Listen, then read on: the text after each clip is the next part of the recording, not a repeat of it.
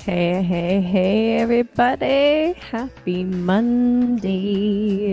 How's it going? Good to see you guys here. Let's take this out for a second. Excellent. So yeah, hey, happy Monday. How's it going? Good to see everybody here. Let's see. We got False Reality Check.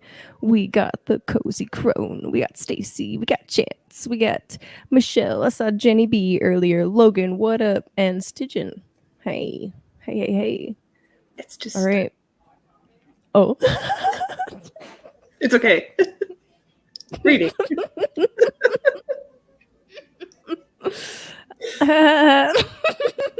Martin, what's up? Roman in the chat.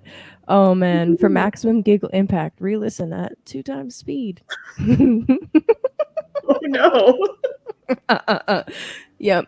Apparently it's friggin' hilarious. No doubt. Yeah. Okay. I'm excited, you guys. So, what's up? We got Dan. We got... Yeah, okay. Yeah, please. Yep. Sorry about that. Alrighty. It's Monday. Time for Moonday Tarot. Let's get the show on the road. Yeah. Shit that's looping in the background. Alright, so happy Virgo season. Happy birthday to all of the Virgo suns out there. Hello, right? Yeah. So we're going to talk about Virgo a little bit. We're going to talk about what it means to have Virgo in a particular house. That's pretty much going to be my focus for when we get to the individual sign sections. We're just going to talk about, hey, what house is Virgo and what does that actually mean for you? And I do have a little bit of a slideshow presentation about the astrology, so we'll get into that as well. Okay, and Benjamin, what's up?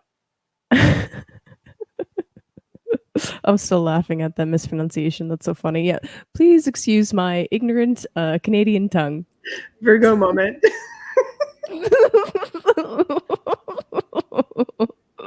Yeah. All right. So I'm gonna bring my my slideshow back up, and let's go over that. Yes, may your harvest be plentiful. Also got another song to play for you guys. Stoked about this. All right. All right. So the major transits happening this week. Monday, right now, actually, we're experiencing a Mercury trine Pluto.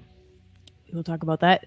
Tuesday, the moon is in what's called a mystic rectangle. It connects several planets. There are two major oppositions, and the moon will be connecting all of them. So we'll talk about that as well.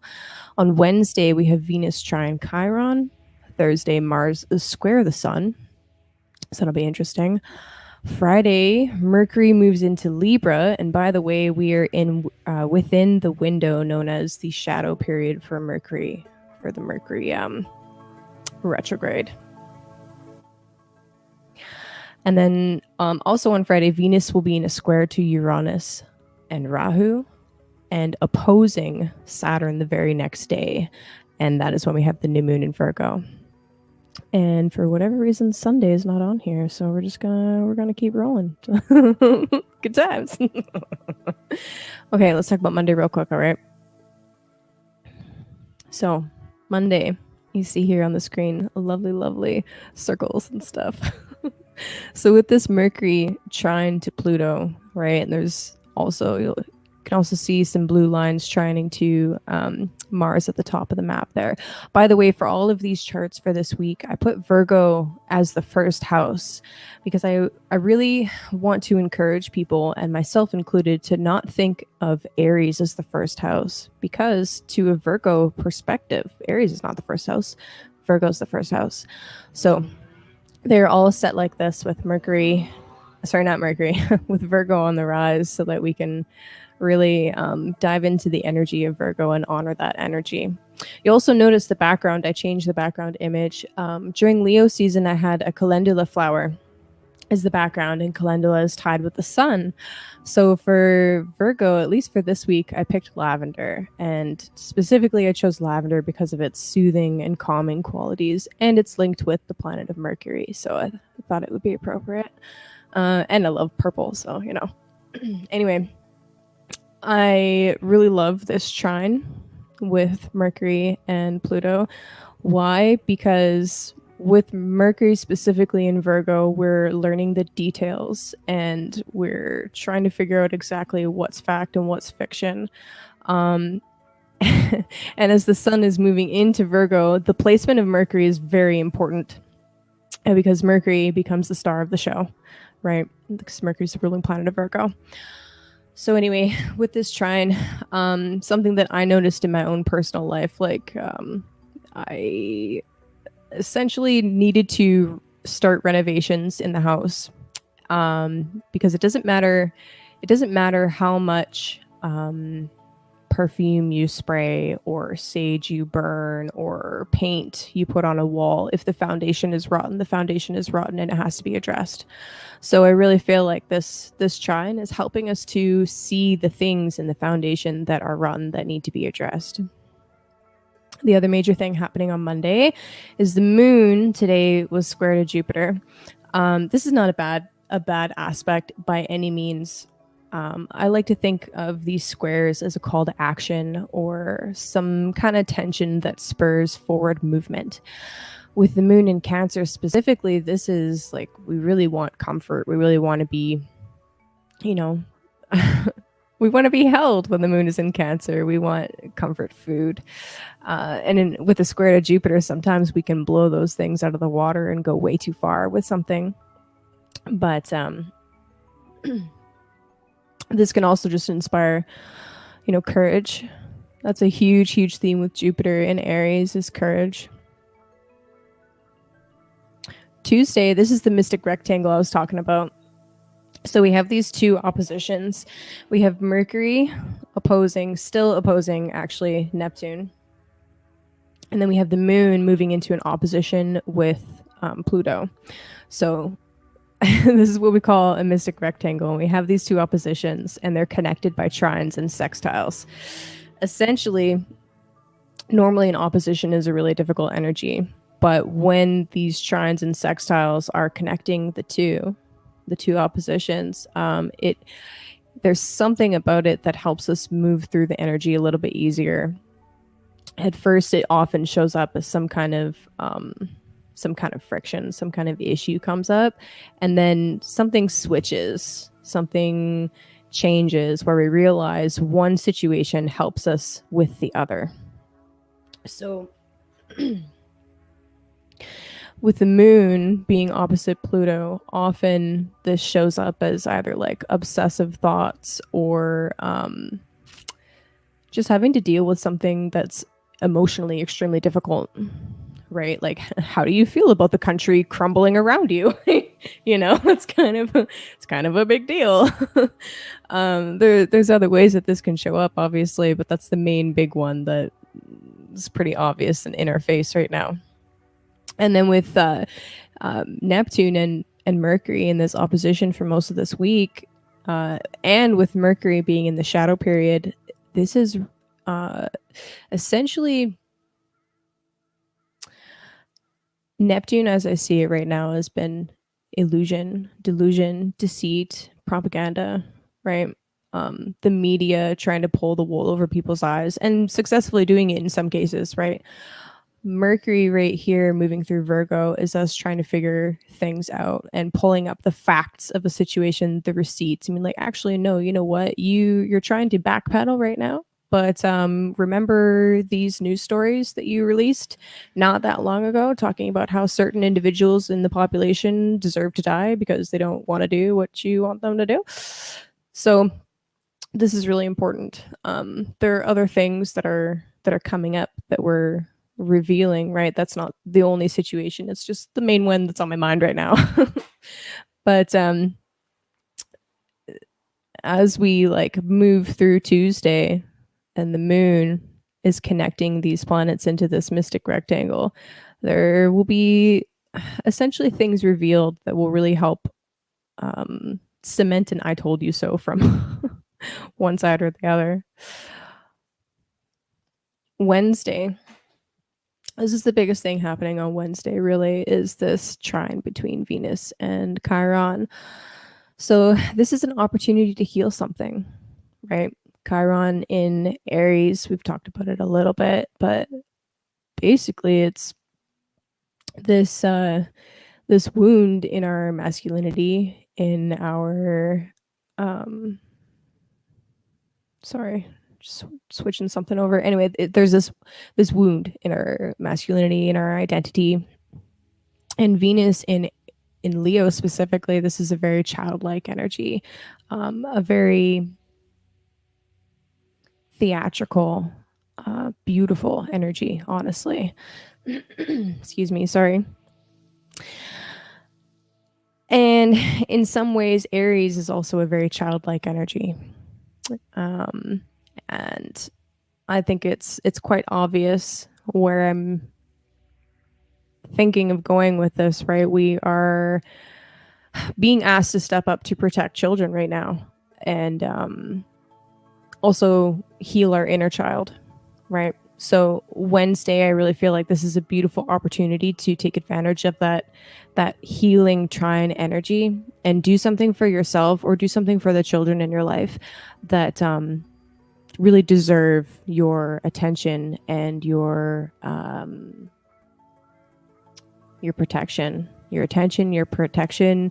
It's about playing and realizing that play is a very, very necessary part of both childhood, just growing up, and also adulthood, right? We have to honor our inner child. So Wednesday is going to be a beautiful day for that. Thursday, this isn't an exact square, but we're going to be feeling this. A square between the sun moving into Virgo and Mars, who we will be experiencing this energy of Mars and Gemini for quite some time. This is potentially a challenging day, Thursday. I mean, the moon won't connect with the sun until Saturday, but regardless, this is some kind of conflict or tension between our ego and the things that we actually want to take action on, which is Mars.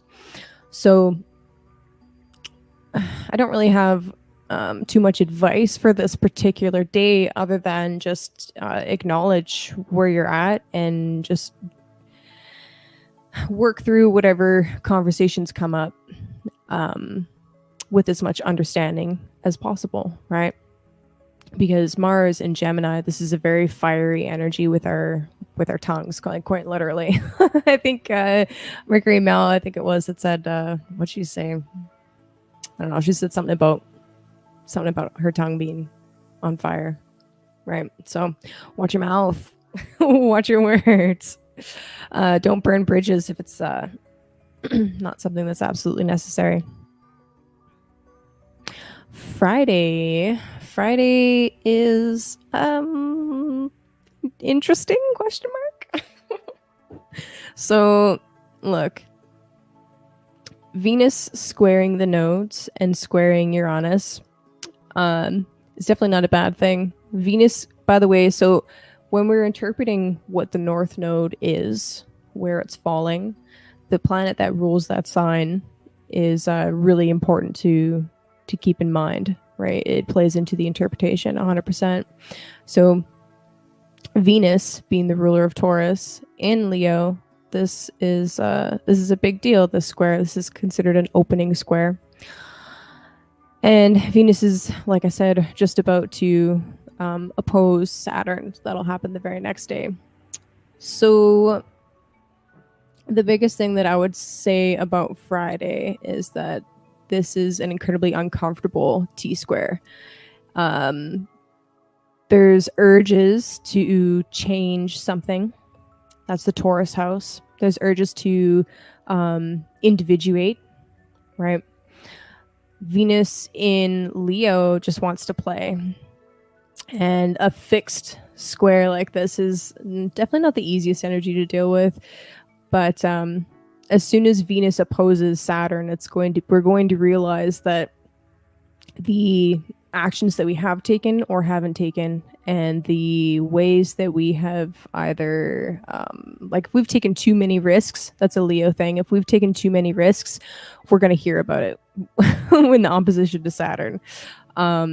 If we've cut corners, we're going to hear about it. Essentially, the Saturn opposition to Venus is not something to take lightly. Personally, I think markets are going to suffer, but I'm not really a financial astrologer, so we'll move on from that. Also on Friday, Mercury ingresses, which is a fancy word for moves into the sign of Libra. So all of a sudden, we're going to be talking quite a bit about the partnerships that we have, the agreements that we've made. And this is going to be a very big topic for the next few months with Mars in Gemini. What promises have you made with people? Can you keep those promises? Are you happy where you're at? Have you been talking about what your needs actually are in those partnerships? Are they fair?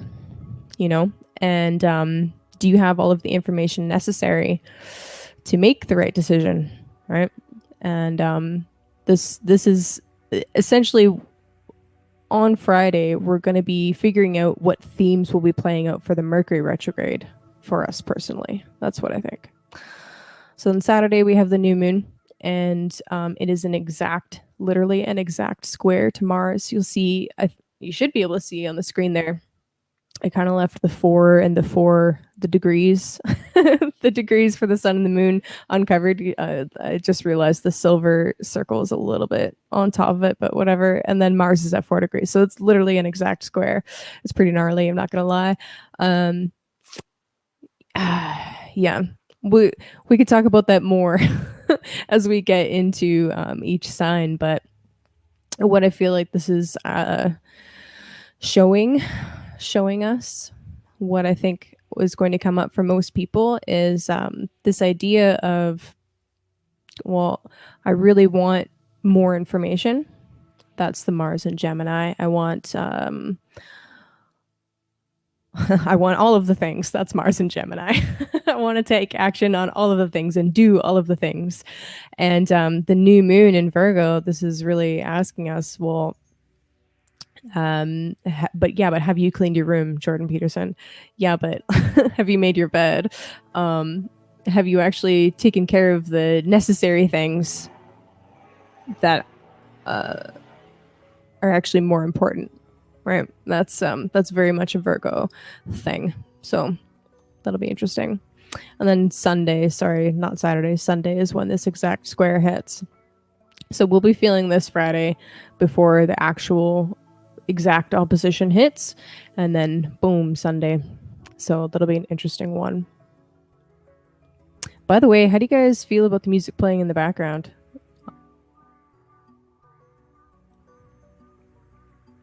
Oh, that's sweet. Is your temple in order? Yes, exactly. 100%. Facts. Okay. Oh, wrong button. Just classic, just hitting all the wrong buttons. Let's hit them all. Dennis the Menace. All of the buttons. That's Mars and Gemini right now. Like, yep. So yeah, that's it's gonna be an interesting week. Okay, 54 comments. Oh my god, I gotta go. Fuck you guys. I think it should be a beautiful week if we can work it, and stay focused. Totally, 100%. Please. Yeah.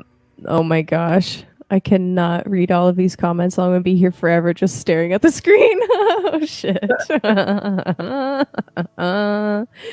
Thank you, Michelle. Yeah. What's up, Cheney? Cheney in the chat. Got some good stuff. There's some things definitely need healing before they break me. Yes, 100%. And I mean, Virgo, absolutely, Virgo has to do with healing for sure. Word. I think we How kind the of need for mentioned this, like Virgo being the priestess or priest since it's ruled by Mercury. Who goes both ways. Everyone can do this.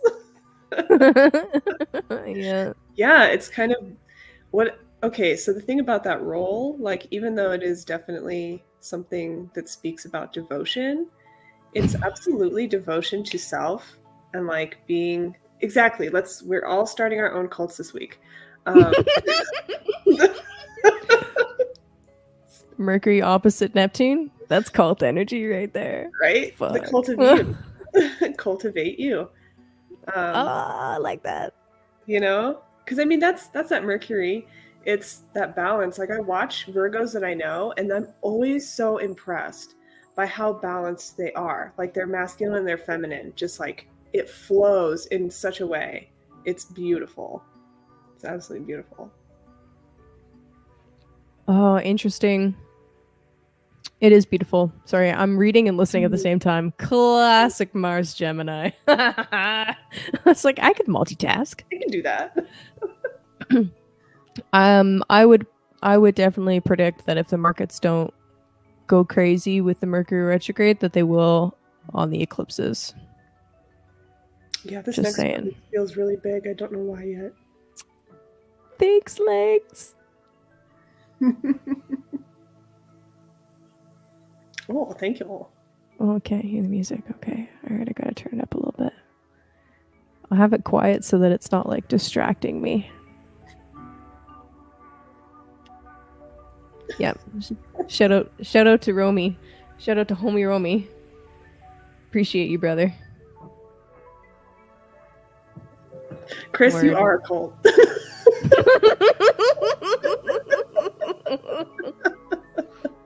His own cult. Okay. It's hilarious. Oh my god. So yeah, guys, I'm stoked. I think this is gonna be a good week. I think the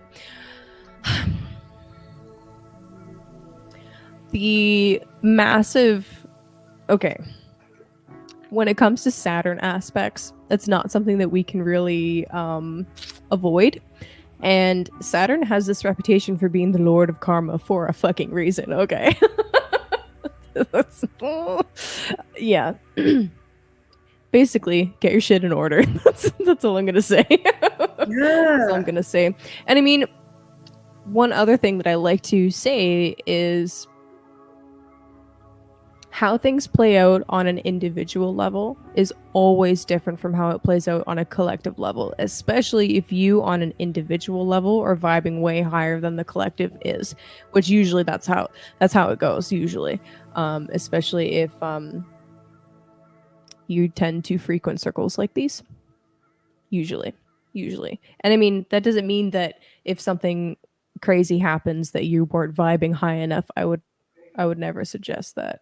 So that's also just something to keep in mind. But usually you can see the craziness happen out there, like while you're over here, like, well, that didn't really affect me, but I saw this, and this go down. So it's interesting. I think, and if we're going to throw out reminders, I am going to remind people, like, all those hard planets like Saturn, instead of letting it be like, my Saturn's in whatever. This is the best time to be like, okay, I'm going to make Saturn my friend. Saturn's where you gain mastery. Yeah. And I love Saturn. Like, it's one of the hardest things to do, but it can be a lot of fun. Gaining mastery is good for you. And it's, I don't know, it doesn't have to suck. That's all your attitude. It's all your perspective. So, I just, being able to look ahead like this gives you the opportunity to make everything difficult into something beautiful and workable, because you know yourself, you know your chart, and you know how you respond and react to the collective, whatever happens with that. Okay, people are going to riot. I'm going to jump in, or I'm going to go not participate in that. You know how you're going to act, or at least you know how to conduct yourself well enough to figure it out. Exactly. Okay, just side note, you know what I fucking love that's going on right now? We've got this mirroring thing happening with our hair, and I'm here for it. I'm like, hey. Sorry. Not sorry. Awesome. Right? Show some love for Saturn, okay? You don't need to join a cult. Hey, you can just wear black for one day. You can drink black tea. Don't tell me what to do. Right? Right? Exactly. Yeah, black is my favorite color. Yep. The things that put you in a good mindset with Saturn, even when it's little simple things. Carry a stone that resonates with that works with that. Take care of you. Yeah. Take care of your teeth. It's a good time. Take care of your teeth. Word. Your bones. Okay. Your bones. Exactly. So before we started pulling cards, I kind of wanted to read a little bit about Virgo from the Shamanic Astrology book. Yes. Word. Oh my god. Sorry, I just saw something. Okay. But yeah, so I just wanted to read a little bit about this. By the way, this is not the school that I'm in. I'm not in the Shamanic Astrology school, but I love this book. I love their take on these archetypes. So I wanted to read a little bit of this for you.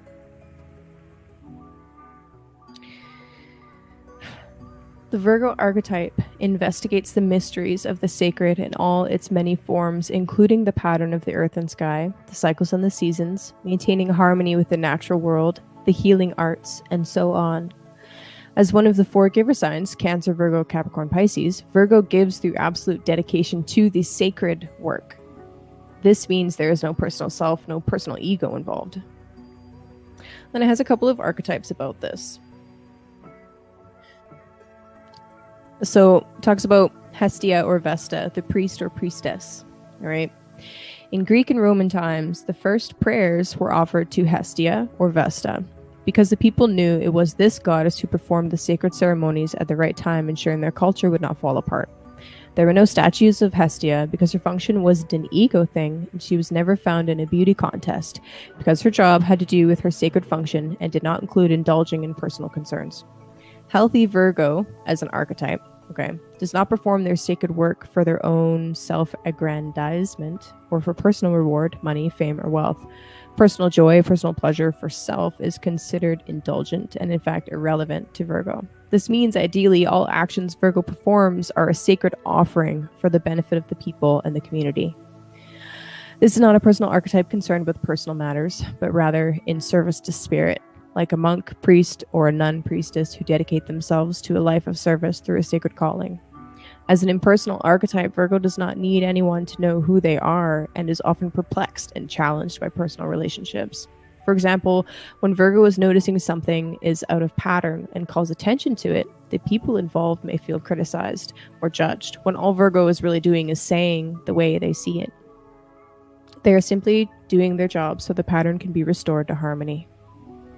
The pure Virgo archetype does not understand why someone might take this personally, because they are acting out of their sacred function in service to the community, and what they are saying is not meant to be taken as a personal judgment. Though the reality is that many do take it personally, and this is why Virgo has a reputation for being critical. Another archetype that's in here that I thought would be of particular attention, or particular interest rather, to the Spider's crew is the Spider Woman and the Web of Life. Ooh. Another wonderful image for Virgo is the Native American depiction of Spider Woman who weaves and spins the web of life, the web we are experiencing. The lawful structure of this web of Maya has a patterning to it. Virgo is the one who notices and co-creates with this pattern. This web is also perceived as the tapestry of life, and Virgo's job is to notice the various elements of this tapestry or pattern so they can be ceremoniously engaged with it.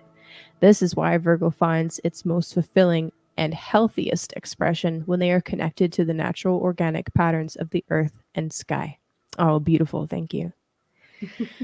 As the observer of the patterns, it is the job of the priests and the priestesses to perform the seasonal ceremonies to honor the rhythmic cycles while also maintaining harmony and balance with the manifest world.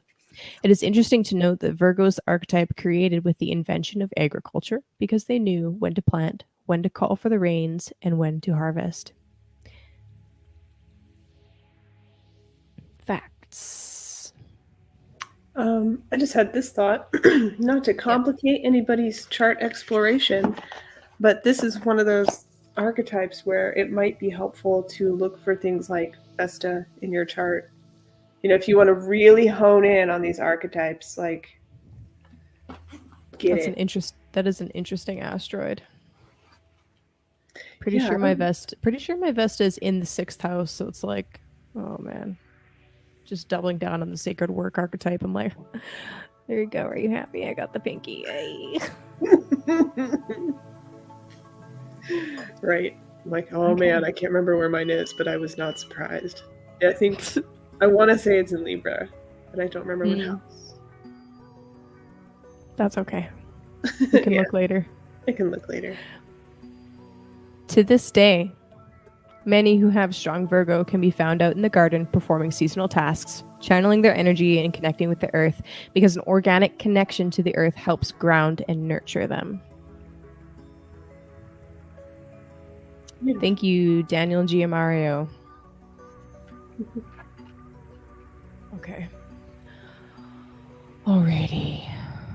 Do do do do do do do do do do do do do. The music makes my voices sound new agey. Welcome. Welcome to Virgo season. Good luck out there. I love it.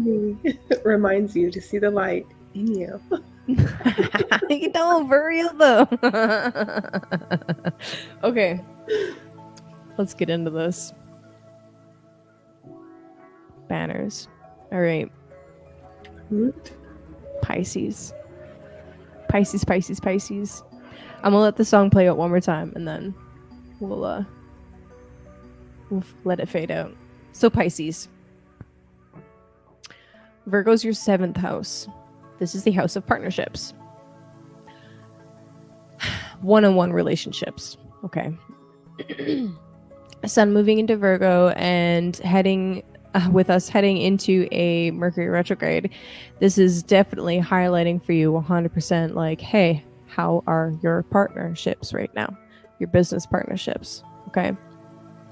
Any and all one-on-one relationships. All right. Any contracts that you've signed, any agreements that you've made. This is the 7th house. So really just check in. How are they doing? Is there any cleaning up that you might need to do in that area with anybody or anything? Is there anything that really needs to be said? Right. And really an interesting thing to contemplate, and this is actually what we're doing in our school right now, the School of Earth Astrology, is what does it mean to have Virgo on the 7th? So with what I just described with the priests and the priestess and the sacred work and the sacred geometry and the sacred patterning and stuff, how does that play out for Pisces in relationships? How does Virgo reflect the Pisces relationship, right? So does that mean that Pisces relationships have to be involved in some kind of sacred work? And I mean, this is a question for the Pisces out there, because I don't know, I'm not Pisces, you got to tell me. Does that mean that unless there is an element of honoring the divine and honoring nature, that the relationship won't work? Is that a necessary element? I don't know. I just got chills fucking everywhere, so I'm gonna go with yes, probably. And Rachel's going, yeah, bitch. Right? If that's not present, then yeah. Yeah, dude. Appreciate you. So, yeah, anyway. We can pull cards now. I don't have my deck out. Shit. That was beautiful. That was absolutely beautiful. I'm just like I'm floating with the music, so I'm like la la la la la. Oh yeah, there's an agenda. Meanwhile, Chance is like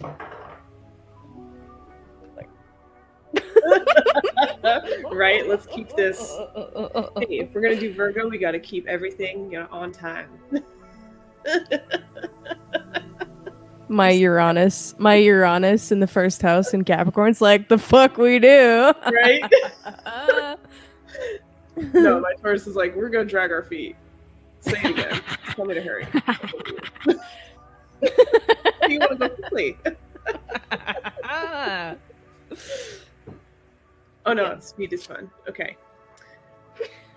Yeah, you go ahead, dude. I just spilled water. Tea is dangerous. Tea is dangerous. Indeed it is. That used to be my favorite game as a child. Hot tea! Oh no! You know what? Chance? Quality. Okay? It's about the quality. All right. Listen. Whose show is this? Bitch. Every week, we gotta remind you. Yeah. Love you. Okay. Well, this is more than perfect with what you were just saying. A high priestess. Of course. Yeah, right?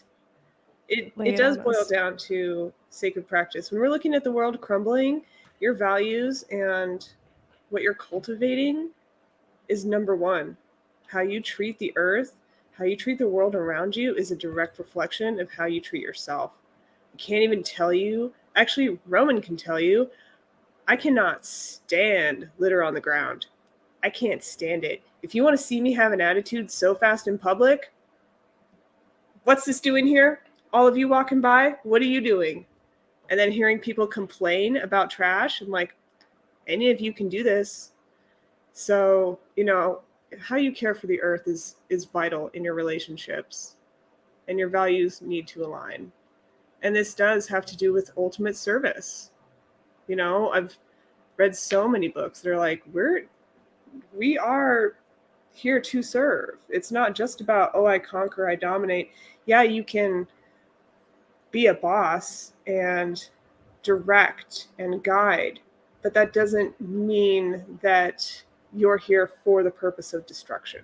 You might know when to burn trash, you might know when to burn wood, you might know when to take out a pest, but that doesn't mean you just treat everything like garbage.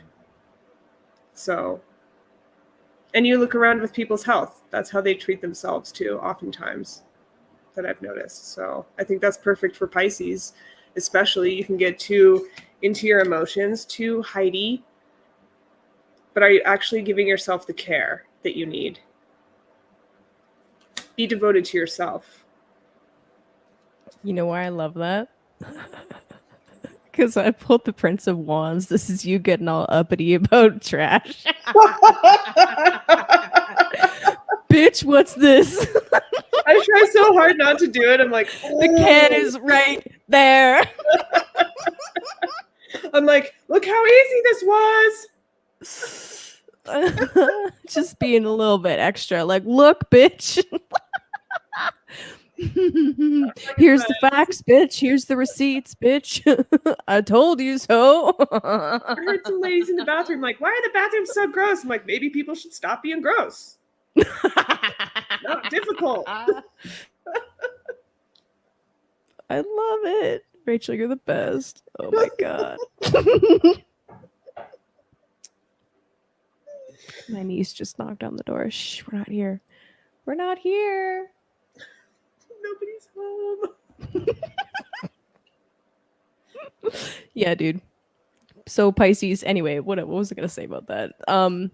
Try not to lose your shit, okay, about people doing dumb stuff. Okay, I know it's gonna be hard. All right, Pisces, I get it. But yeah, I mean, embrace that passion and just channel it into something that's productive. You know what I mean? You don't need to salt the fields. You don't need to salt and burn the fields. And Rachel, I can't hear you right now. I think you muted yourself. Okay. Oh, okay. Are there people there? Did we both get interrupted at the same time? Recording. What the fuck? Weird. Oh happening? Yeah. We talked about that.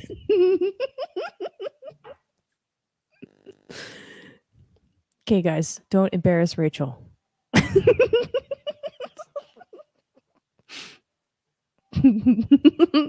Aquarius. Okay, Aquarius. So, Aquarius. Yeah. Oh, perfect. Yep, 100%. Right? Like, what the fuck? Yeah, exactly.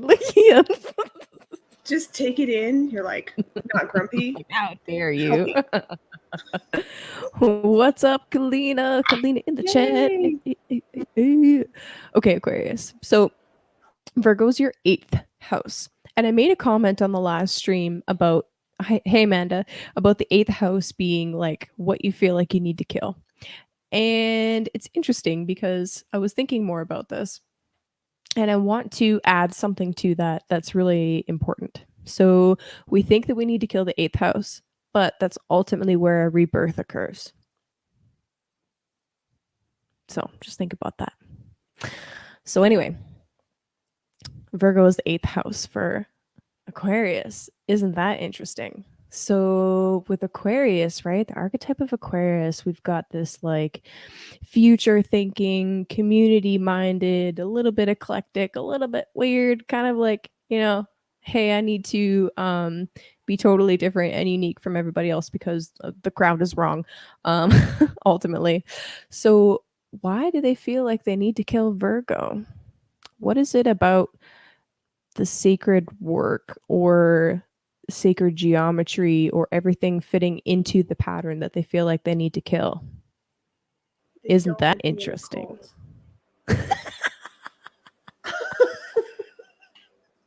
You will not get me to join a group. Ah! Ha, ha, ha, ha. Dark side Aquarius group think. So anyway, so like, ooh, Janie, I'm glad you brought this up. Just because you don't have any planets in the eighth doesn't mean that you don't have an eighth house. So, what sign is on the eighth house cusp? What planet rules that sign? Where is that planet located? And then also, when you have transits move through that eighth house, it's triggered. So, it's just things to keep in mind. So, anyway, how, like, that's really interesting to think about. So, it's like Aquarius needs to, or they feel like they need to kill this pattern, right? The sacred geometry pattern that is Virgo. Or like they feel like they need to kill this this idea of repetition, right? Perfection. How do you get perfection? You put in 10,000 hours. But they're Aquarius, so it's like I don't really want to do that. I kind of want to just like do a bunch of crazy shit. But that's where their rebirth occurs. So that's really interesting. Anyway, new moon in the eighth house. What kind of like shared values and shared resources are you dealing with at this time? And are there any skeletons in the closet that need to be cleaned out? Haha, Virgo. Vacuum that spine up. That's funny. Oh, that's funny. Sorry. Anyway.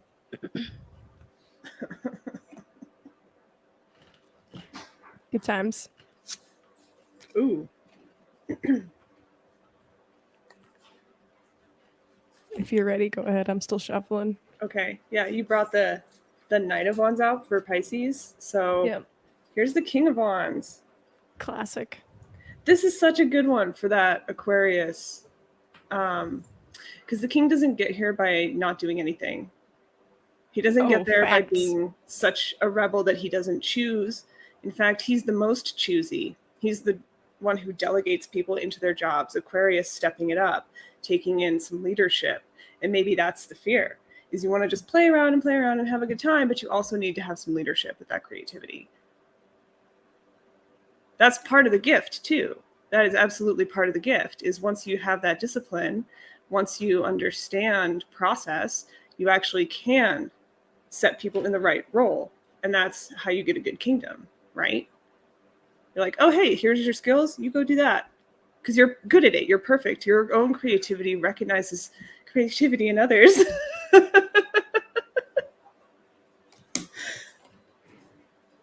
So that's what I got for you, Aquarius. It's pretty good. I love it. Empty houses are interesting, Andrea. I agree. And it's interesting to think about, like, I don't know. I think that Aquarius. Oh, Aquarius. Okay, sorry. I'm gonna finish that thought.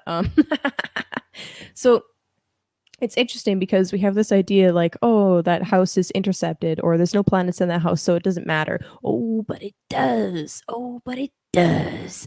It still matters. So yeah, it's an interesting study. It's a very interesting study.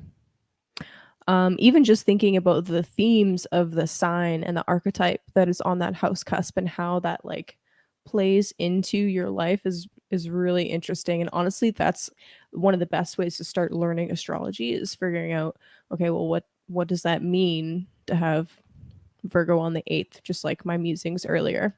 But anyway, 8th house, what I got was the 3 of Swords. Sorry. So 3 of Swords in the 8th house, that's kind of savage. If you are going through some kind of loss right now, okay?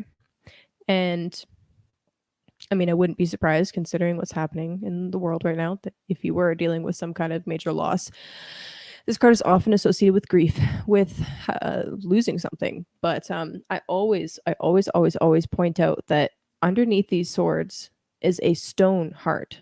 Don't let your heart turn to stone, Aquarius. Aquarius.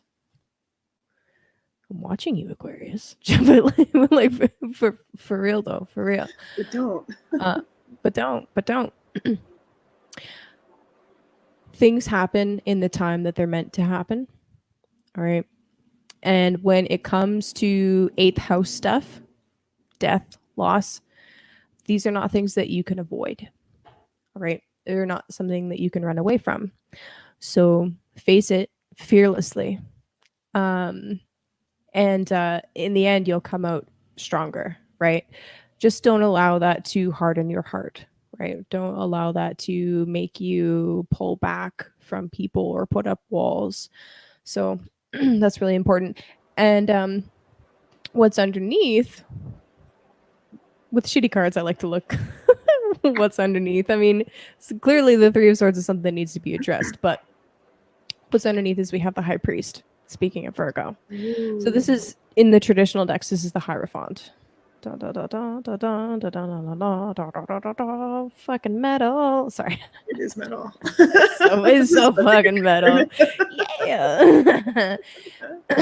Anyway, the High Priest or the Hierophant. This is symbolizing a connection with the natural world, the natural realm, right? It symbolizes Taurus. Okay. So this is quite literally tapping into the wisdom of your own body. So this is actually a beautiful combination, okay?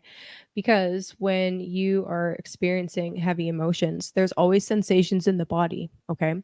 Those sensations are important to connect with. If you disassociate from your body and you stay in your head all of the time, Aquarius, I'm looking at you. If you stay in your head all of the time and you don't feel literally the feelings in your body, they get stored somewhere, all right? They don't just disappear into the ether.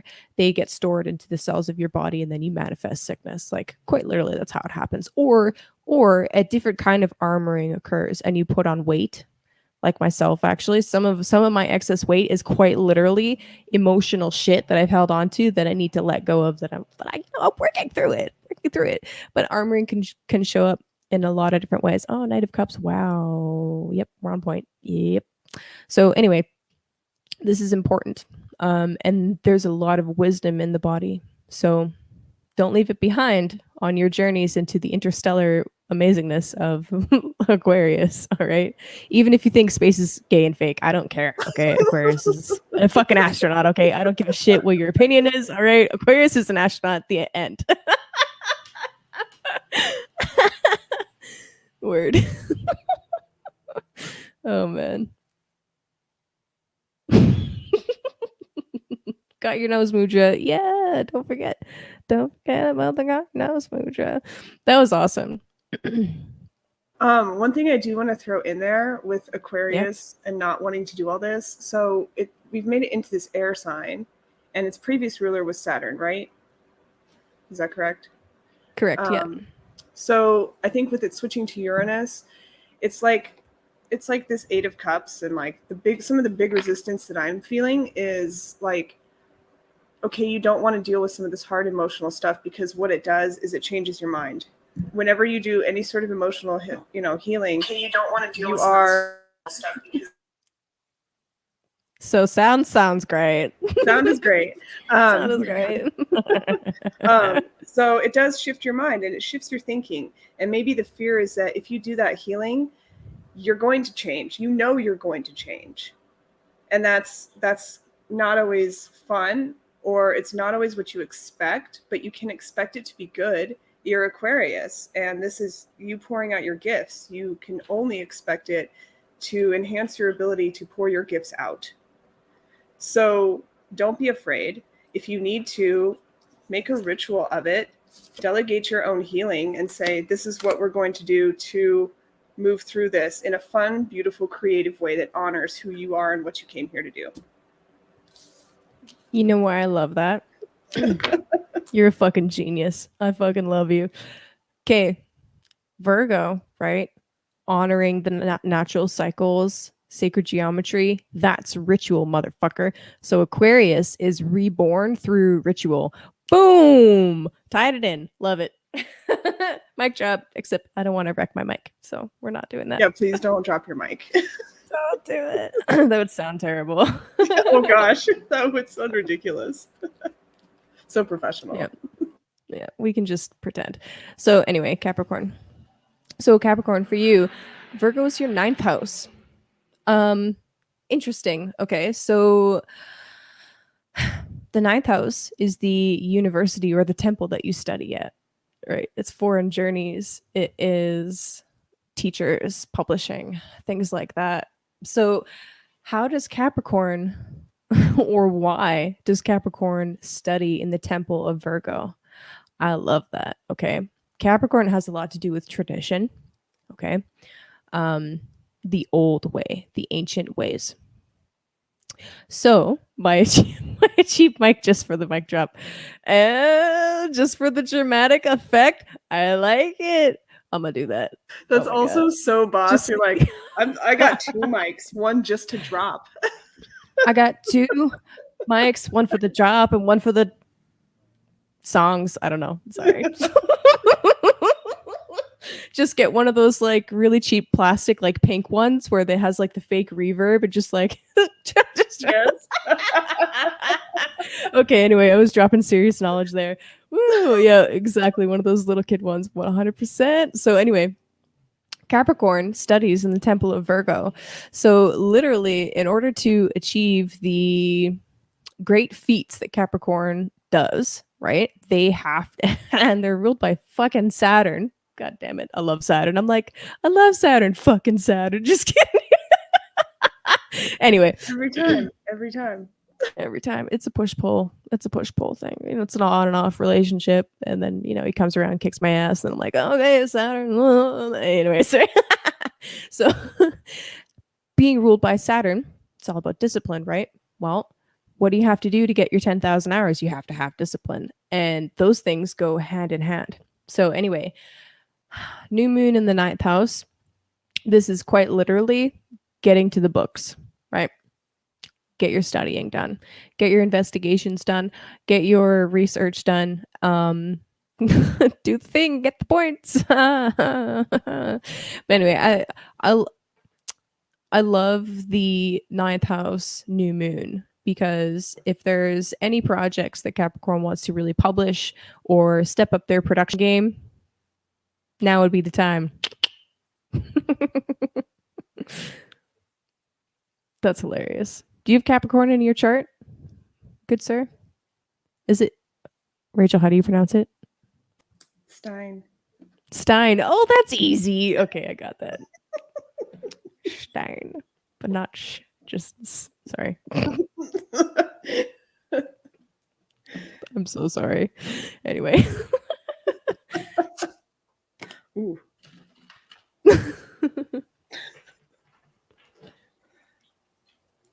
Okay, well, you got the 7 of Cups. The 8's on the bottom though, so that's interesting. Yeah. Okay, this is not about me. It's like maybe decide, make a decision. And one of the things that I'm learning is that you can decide on multiple things and try it out and see what doesn't work, see which cup, you know, maybe you want to pour your cup over here. It's a little hard to see in this light, but each one of these has a different color. So try them all out. Take a sip of each one and see which one you like. It's okay. It's okay to dream. It's okay to have this because it helps you hone in on your vision. You're like, oh, I tried that course. Wasn't for me. But at least you tried it. You took a sip of it. I think that's okay. And there's no guilt. There's no shame. If you want to leave it, leave it. Isn't that like the dog command we were all joking about? Leave it. It's like that. Be willing to look at something new too. Instead of drinking out of the same old thing, maybe that's what you need, is to drink out of something new and not be afraid to go there, because it's okay to leave these. These are all stacked so nicely. This is such a beautiful card. Like walking into the horizon. Leave it in order. Leave it in honor. Leave it in love. This is Cups. Leave it in love. And pursue things in love. And honor that pursuit. Appreciate it for what it is. And have fun. We top hopping here. You know what? It does look like Rebel Wilson. You're right. True. So, oh man, I heard something really beautiful actually the other day. And it's funny because I've been in this. Oh God, I know, I know why I picked the teacher that I did. I mean, there's other reasons, but the more I hear him talk and like go through some of his own story, I'm like, oh, that's why we resonate. Okay, got it. I know where you come from. Thank you for that. Anyway, that's how it always goes. Anyway, he said something really beautiful while talking about Pisces, actually, where he was talking about he went through this phase, and this is kind of what I was just going through not very long ago about yeah, we top up and Capricorn deal with it. You guys. um he's talking about going through um awakening and feeling like he needed to protect himself with a bunch of stuff and shielding, right? Like black tourmaline, different herbs that were all about shielding and protecting, and just black and like closing in and stuff. And then he said that somebody gave him a piece of rose quartz and said that you can protect with love as well. You don't have to protect with all of this other stuff. You can do it with love.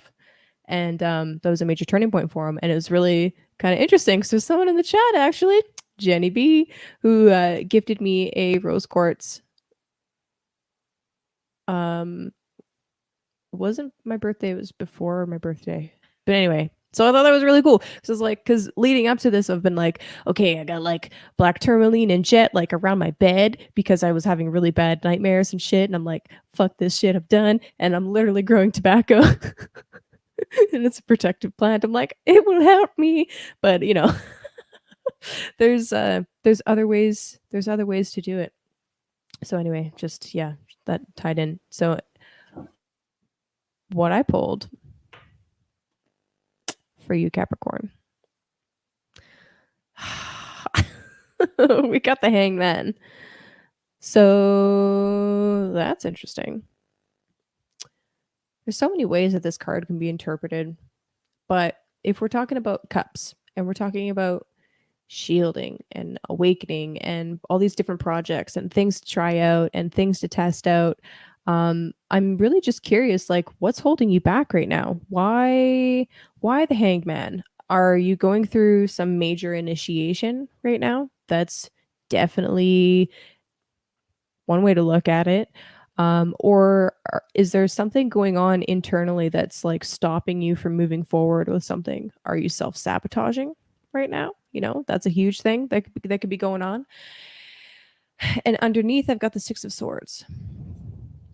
So there's this intense desire to move, to get away, to go elsewhere. And you feel stuck as fuck. So, that is true. I did just say that. But yeah, do you, I mean, it's important for the Capricorn risings out there that being on the Capricorn path and learning about Saturn and boundaries and tradition is a very important part of that. But there's a really interesting thing about Saturn and Venus. Okay, Venus, it is said in Vedic astrology and Jyotish, Saturn loves Venus. Okay, so is there any way that you can soften that a little bit and change that perspective a little bit? What are you thinking about, Rachel? I know you like saw the lights go on. I was like, so lay it much on of me. it. Lay it on me. If we're talking about Capricorn, if we're talking about Virgo energy, we could also be talking about the ancestral path.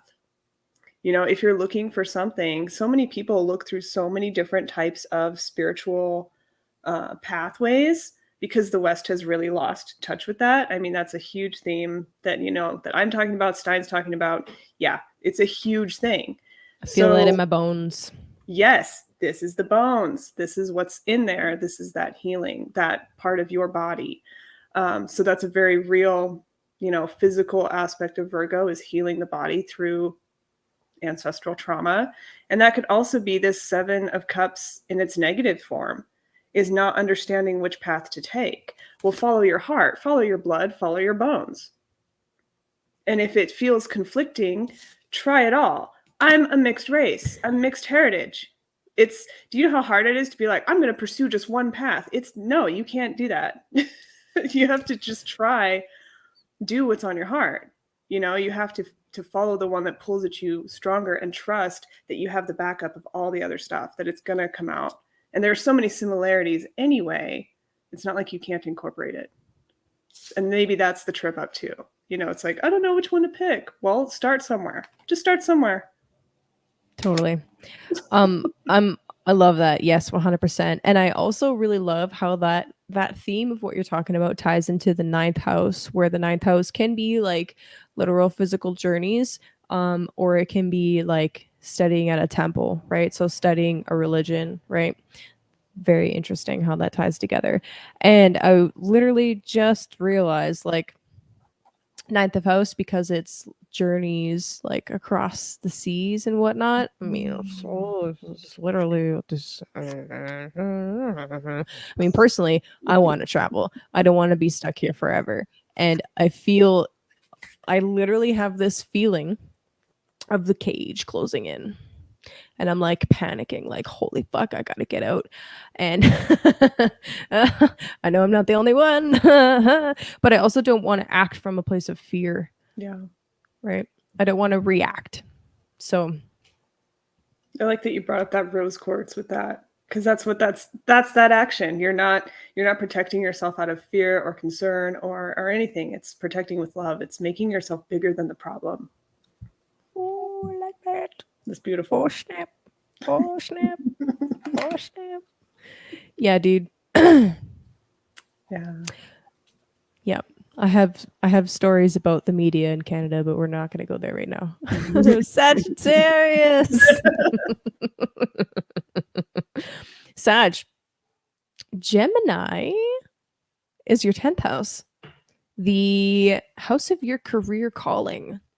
Your legend. What are you going to be known for? What are you known for? Right? Like, isn't that a fun way to look at the 10th? Unicorns? Did you just say Legend? unicorns? Sorry. Continue. Sag is a unicorn. It's a fact. So the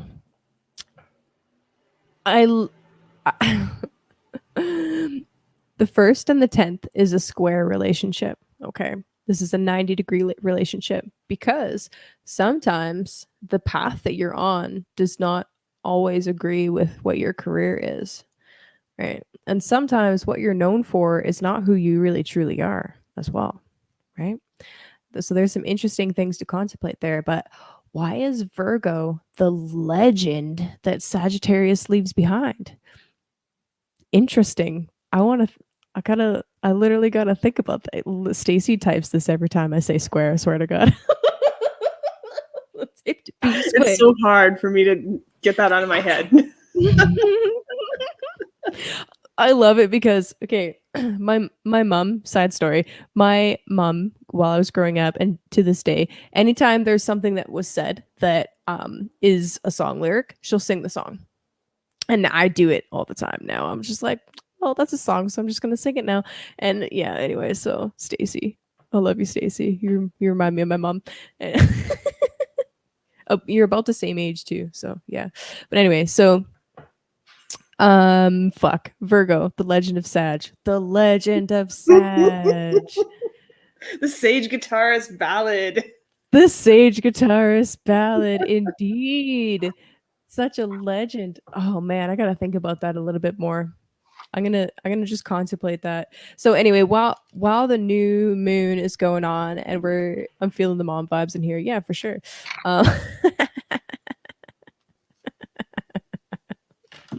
Anyway, new moon in the 10th house, right? This is a new cycle opening up, or the potential for a new cycle opening up in your career, a new phase, you could say.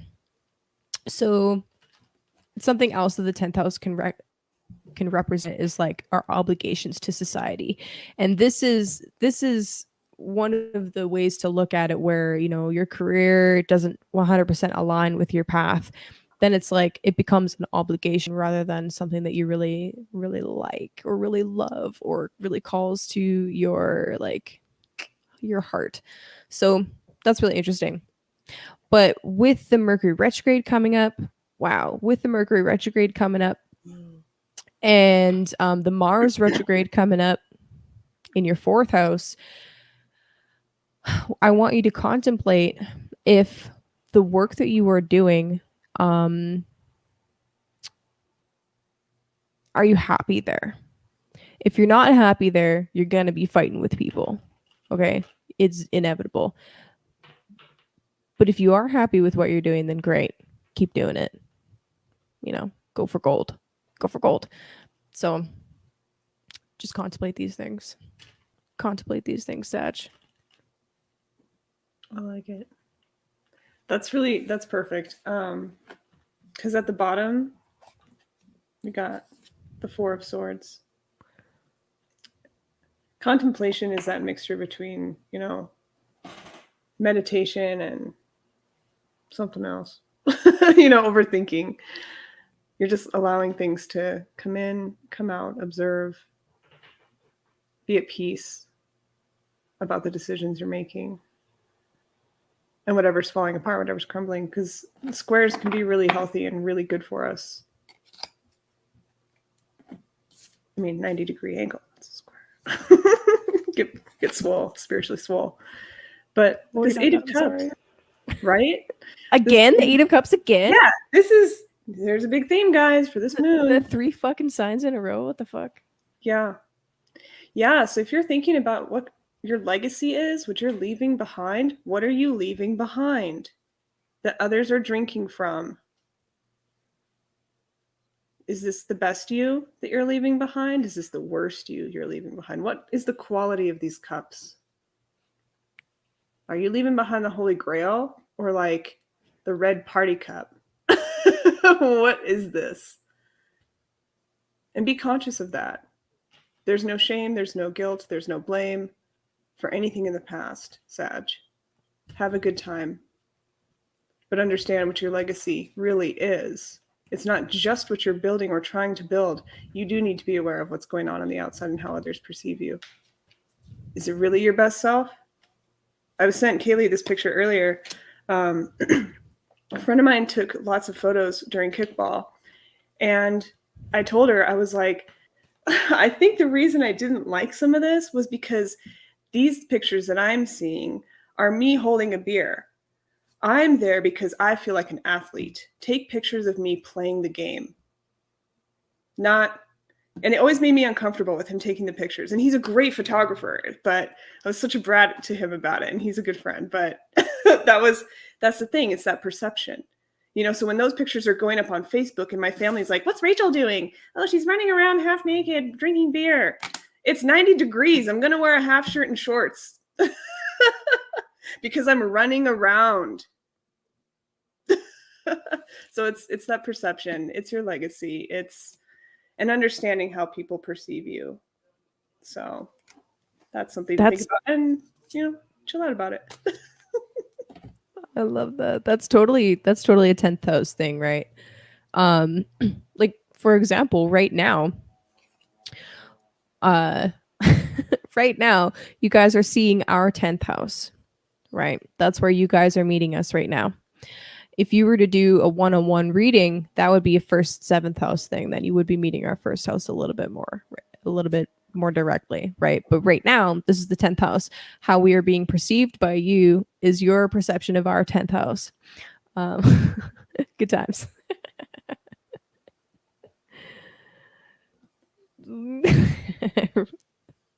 That's why Rachel's the best. I'm nice, I swear. Word. All right, so what I got for you, Sagittarius? Sagittarius, huh? Bringing on the swag. The Sagittarius, the Sage Guitarist. We have the Princess of Wands. Cha cha cha. Cha cha cha. Yeah, dude. So And I looked under the deck too because I was like, I have been. So we're just going to continue that trend. What's under the deck? But the Four of Wands as well. Okay. So with the Princess of Wands coming out for you, Sagittarius.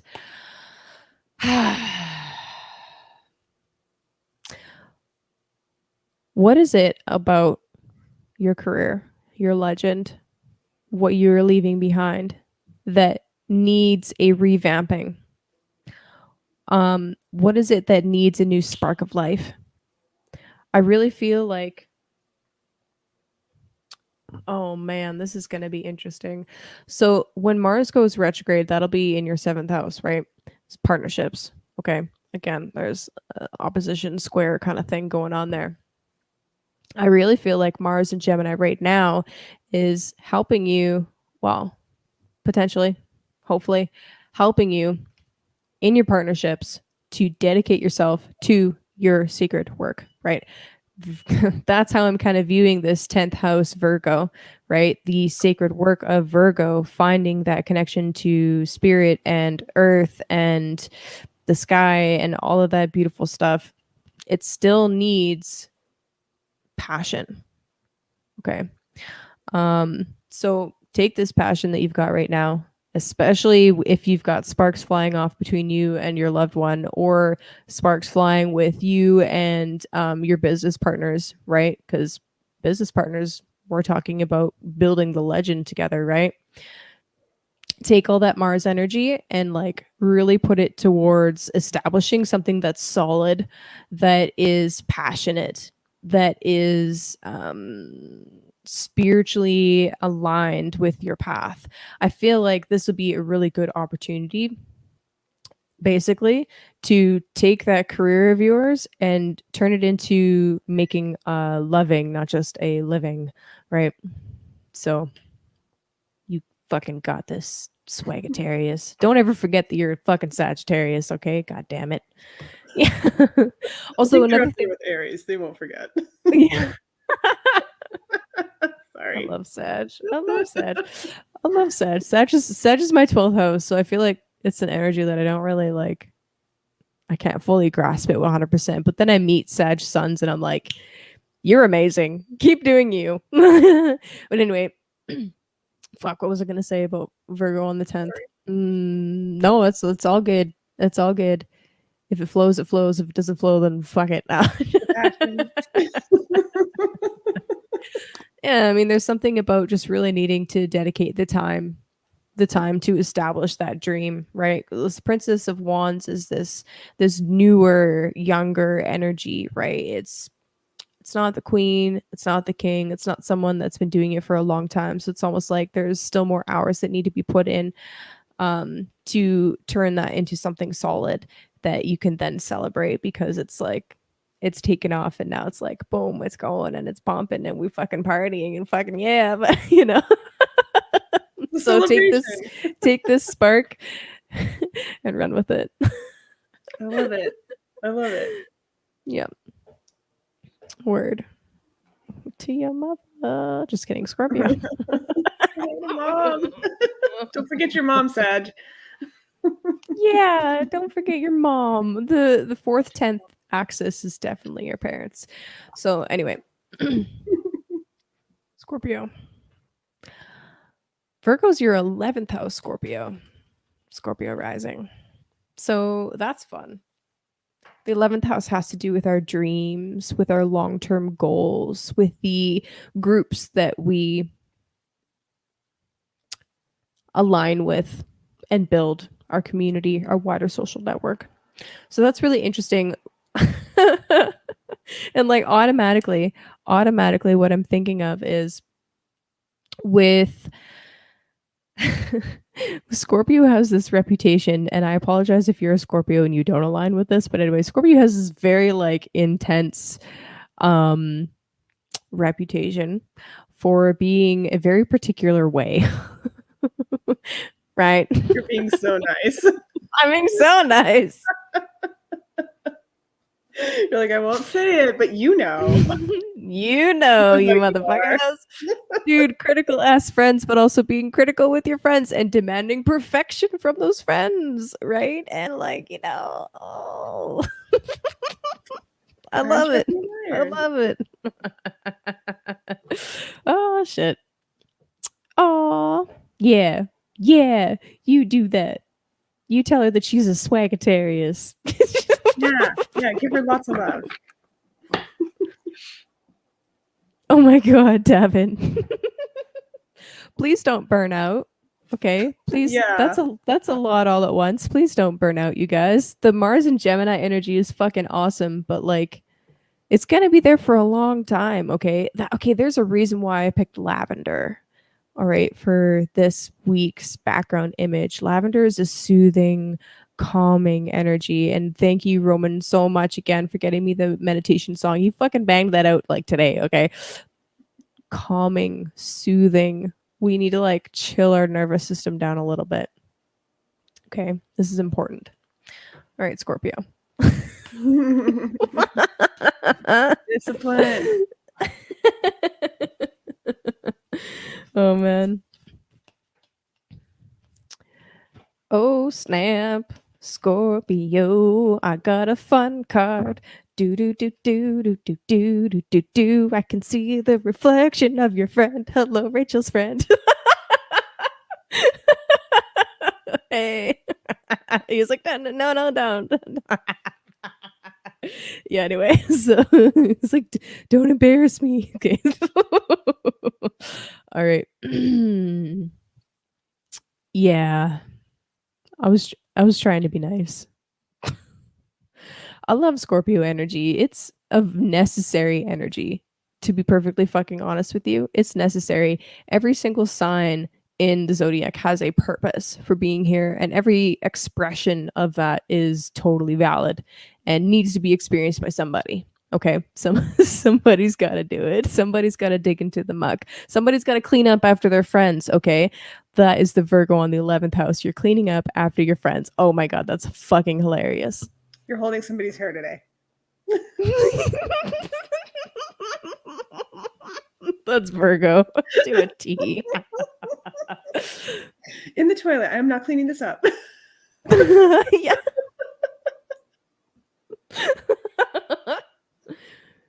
Yes. Yep. Yeah. Yeah. So Scorpio. anyway, Scorpio. Go ahead, Rachel. Oh, I don't know yet. Hold on. Oh, okay. Okay, Oh. I'll go. Yeah, go. Oh, okay. Oh, okay. I mean, sorry, Scorpio. We love you. Good. So, well, I actually got fucking ridiculously good cards. I'm a little bit shocked. I'm not gonna lie. You shocked me, Scorpio. I am a little bit shocked, but you got the Sun card. That's fucking awesome. Look at that. The Sun. Boom. Wow.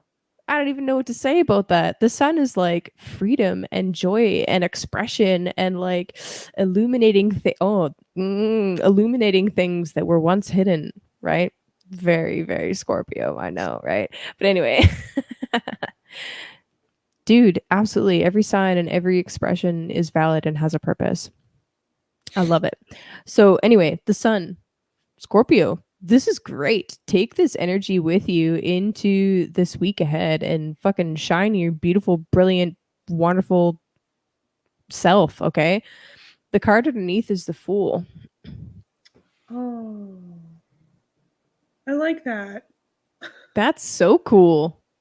That's so freaking cool. I love that a lot. There's a lot of like youthful, hopeful energy with your reading, Scorpio. So honestly, enjoy that. And actually, that makes sense with the traditional ruler Mars being in Gemini, which is a very youthful energy in general. Freaking love that. I like using both the modern and the traditional rulers. And watch. Hey, Chance, no, I'm not putting that on the screen. Bad. Listen. Bad. You don't give those kinds of readings. Fall coming. Oh my god, Chance. It's a Bad. rebirth.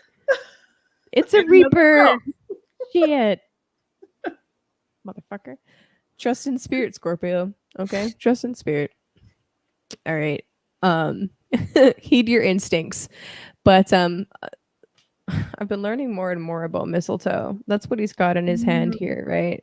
Mistletoe is this in between energy. It symbolizes the seed in potentiality, right? What has not been implanted into the earth yet, it has not been or implanted into the mother yet, right?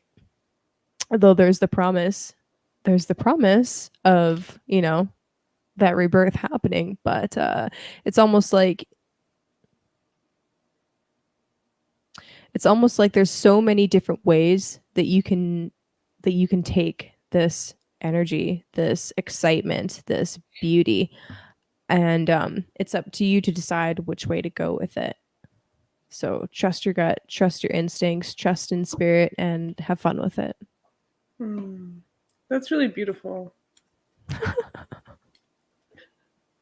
Because at the bottom, I have the world.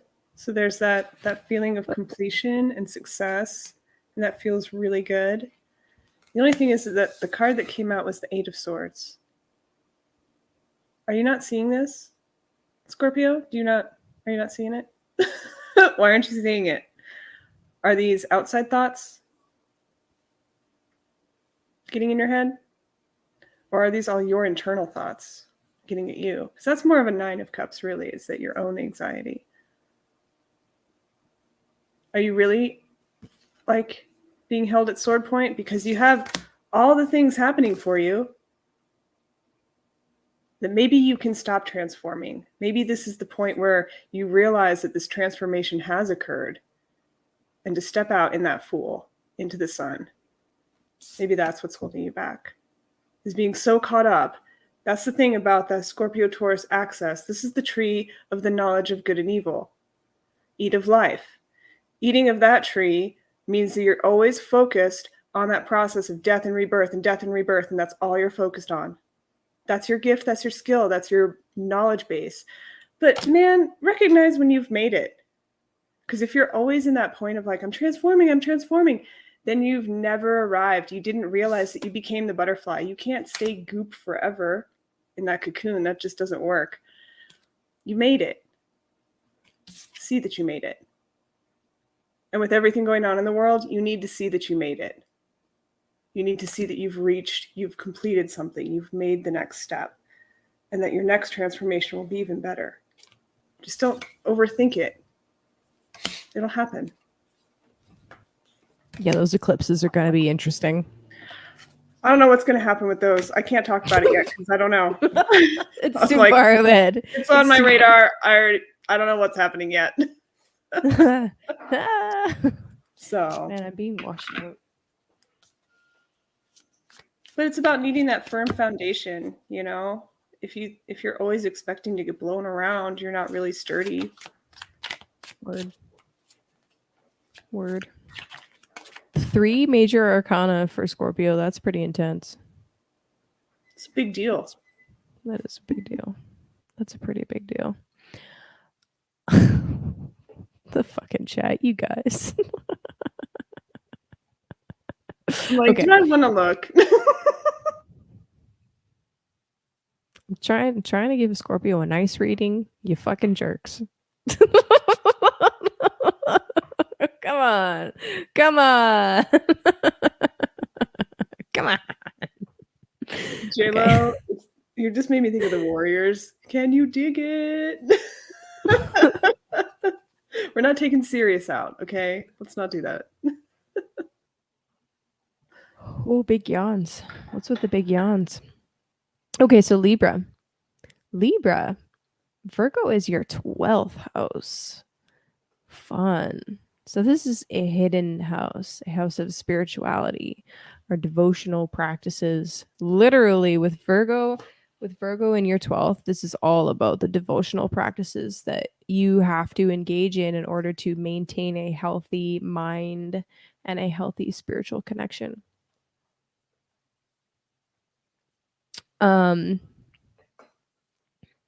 Yeah, so new moon.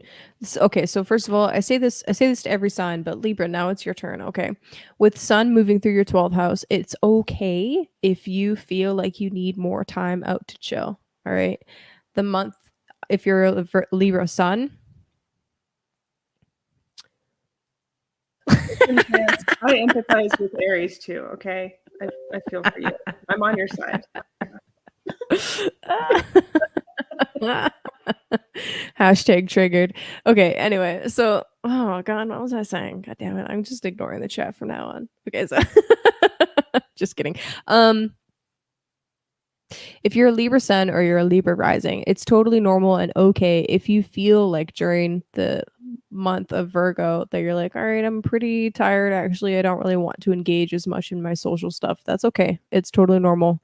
It's fine. Take a bit of time out if you need to reconnect with nature. Actually, especially considering Virgo is your 12th house, you require some kind of sacred space where you can do that, where you won't be interrupted, where you don't have to pay attention to the other's needs, Libra, where you can connect with your own needs, right?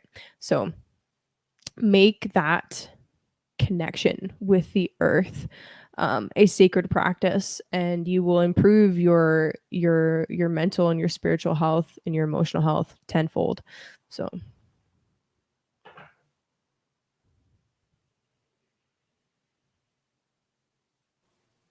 Well, that's fun. Ace of Wands. sweet. I love that. Getting in touch with your spiritual side is only going to fuel your creativity that you have to take back to others as well as yourself. New passion, or even just lighting this flame again for yourself, keeping yourself warm, keeping your torch lit. That's important. Your own inner flame. Just like the Ace of Cups can talk about pouring your own cup, the Ace of Wands is tending your own fire. I love that. Yeah, that just came to me. I was like, whoa, that is neat. That's cool. That's cool, Libra.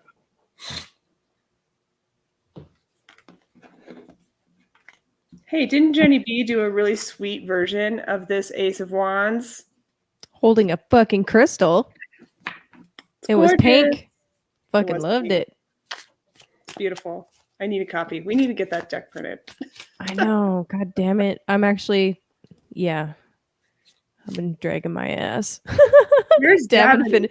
Davin finished his cards like this and then was like dropping memes and they're like, hello, anybody? Are you gonna do your cards? And we're just like,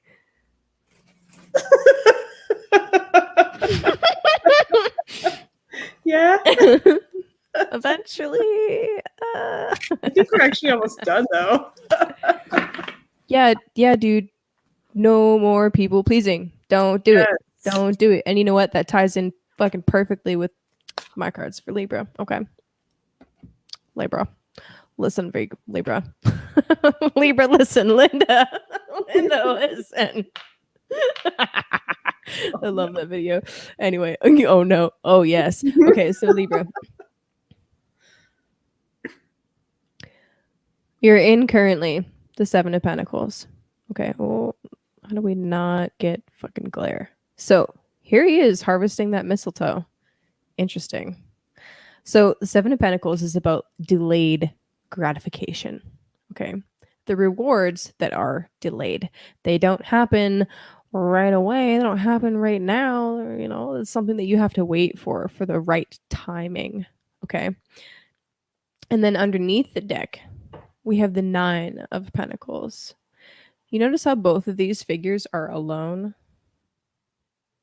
They're taking care of their own needs. I mean, this one here, he's taking care of the needs of a community, right? It's a druid. He's doing his whole like ceremonial thing where he's cutting the mistletoe from the winter solstice, blah, blah, blah, blah, blah.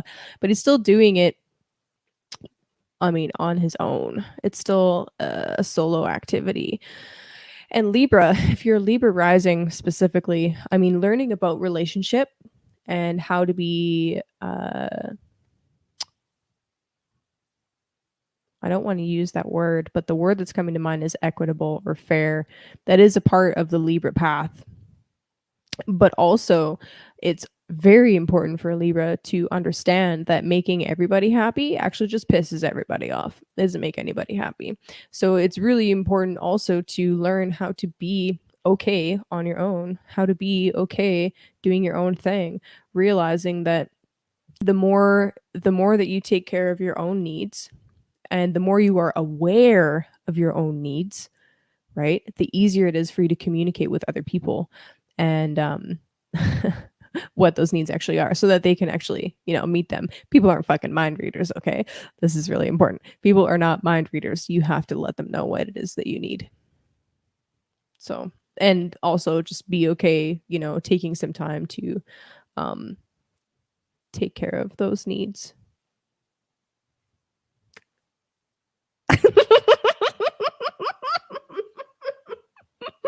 Word. Oh, cool. Rachel. I mean, okay, 12th house is bed pleasures. I'm just saying.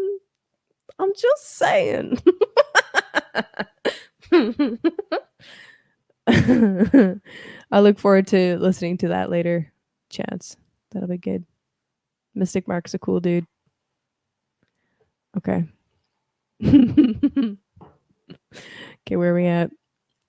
Da-na-na-na, Virgo, Virgo, happy birthday, my friends. Do do do do do do do do do do do do. Okay, Virgo. New moon in the first house. Fun.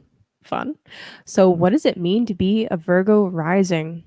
Well, we talked a lot about your archetype at the beginning here. At least one particular school of thoughts take on the archetype of Virgo.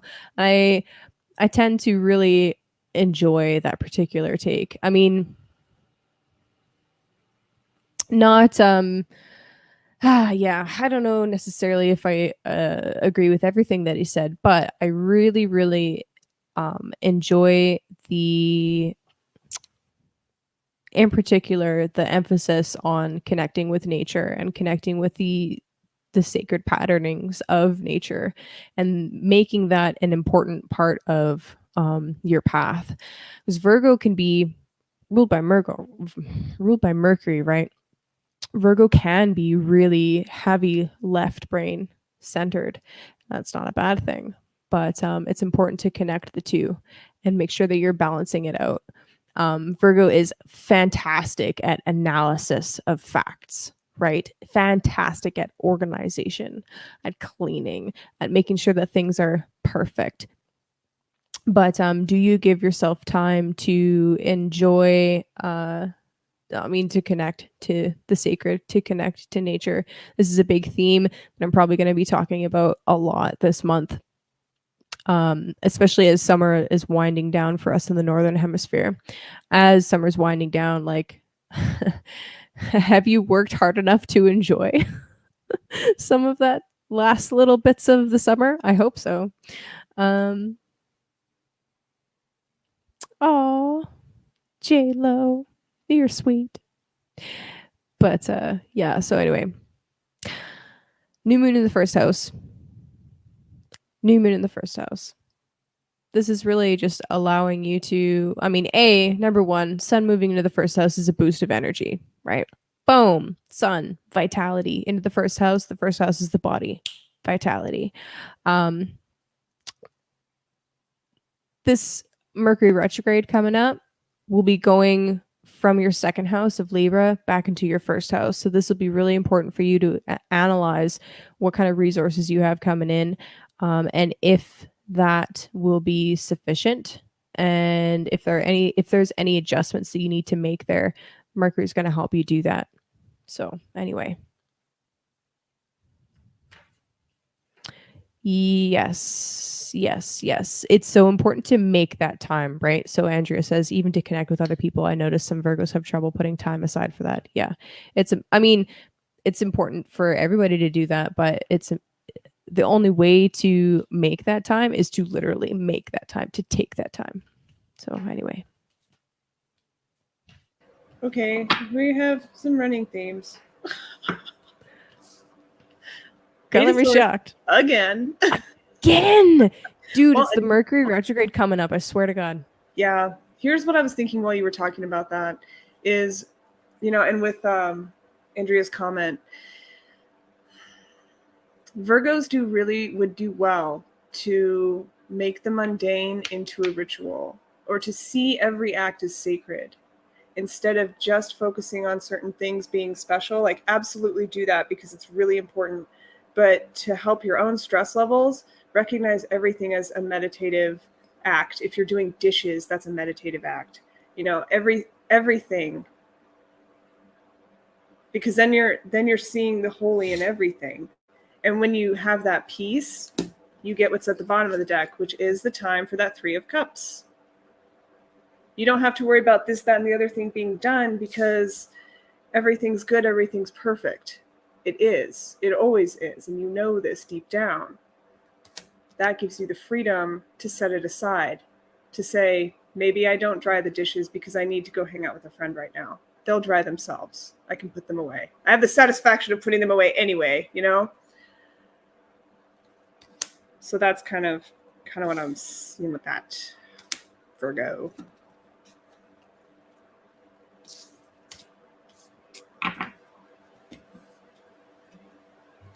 Interesting. Very interesting. I got 2 cards for you, Virgo. The first that came out was the 3 of Wands. So that's kind of fun. There's some projects, something that you're quite pleased with. That actually, this reminds me of what Devin said earlier, doing literally 3 things at the same time. That's really funny. But anyway, it doesn't have to be 3 things all at once at the same time. I mean, that'd be really funny if that actually resonated for more than one person out there. Hilarious. But it could just be one thing, right? 1 or 2 things that have taken off and are starting to grow. And you're looking at all of the future possibilities coming up with that thing. And it's fabulous. It's wonderful. And then the other card that I got actually was the 8 of Wands, but it came out reversed. So actually, hold off on telling people about some of these projects until they are ready to actually launch. The other thing is, be especially careful with Mars in fucking Gemini, with Mercury entering shadow. Be careful about your speech. Make sure that you think before you hit the send button, right? Ensure that if yeah, exactly, you're used to it. I know, but yeah, not everybody has Mars in Gemini. Ensure 100% that what you're about to say is what you mean to say, and that you're not going to regret it later. Okay. Very important. That's it. Ooh, with that, maybe that's what this is all the pressure making you feel like you need to do things ahead of time that you might need to say. And you're not seeing that wisdom that you're talking about, Kaylee. Because if you just go voicing around everything, then A, you're not keeping it in to build up. But other people can come against that idea. And you can actually, seed some opposition. Especially with stuff in this like really delicate phase where it is right now, like these are just saplings. They won't be fully grown trees for a while yet. Yeah. And it's okay to let those relationships that you need to garner, I don't know what word keeps trying to come out there. Let them be fun and lighthearted. You don't have to tell everything all the time. Allow it to be a good time. Allow it to be a source of peace and relief. Yes. Because everything, I've written about this a couple times, and I've probably said it. Some of you might have heard me say it, but everything really is, when you start to see everything as perfect in its existence as it is, then you start to create things to be in line with what you view as perfect, if that makes sense. Like, you have to accept it for what it is in its form, because it's existing as it exists. I love that. The way that it's meant to. You know, that's funny because my Virgo mom was looking at her garden. They're having to redo some parts of, and she was really bent out of shape about this patch of grass. And she's like, it's not supposed to be here. I'm like, Mom, it's doing what it's designed to do. Right? That's its perfection. It's doing exactly as it's designed to do. Maybe it's not in alignment with your vision. It's in alignment with higher vision. So you can allow that perfection to move and have some peace. I just tell my auntie that God doesn't make mistakes, and she's like, I've tried that. She's like, yeah, well, the devil perverts things. I'm like, come on, Mom. He's not putting weeds in your garden to upset you. Like, that's some medicine you need to be taking. It's a sign. For real. For real. For real. I love that Snicker Dissident comes in right before Leo.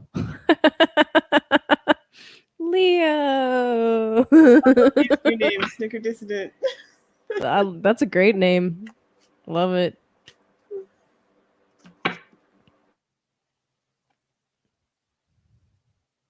The one tear in her book cover that she turns into a whole giant rip. Yeah, there you go. Turn it into art. Fuck it. Okay, Leo. So for you, Leo, Virgo is your second house, the house of resources,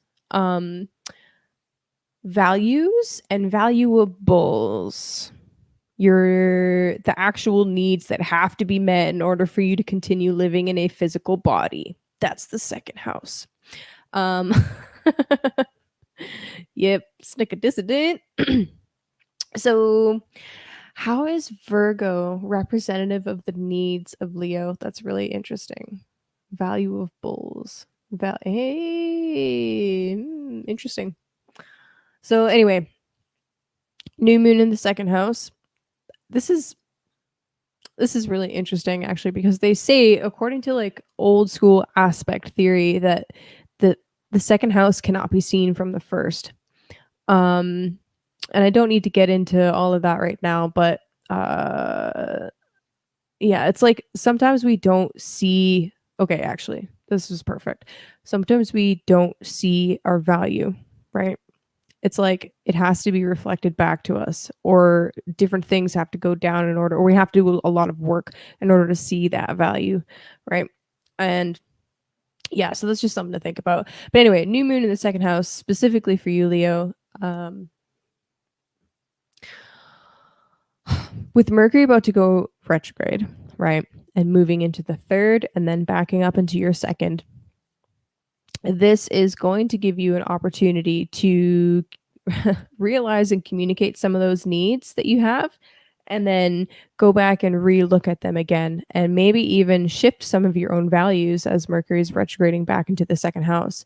So that'll be kind of interesting to see how that plays out for you, Leo, because our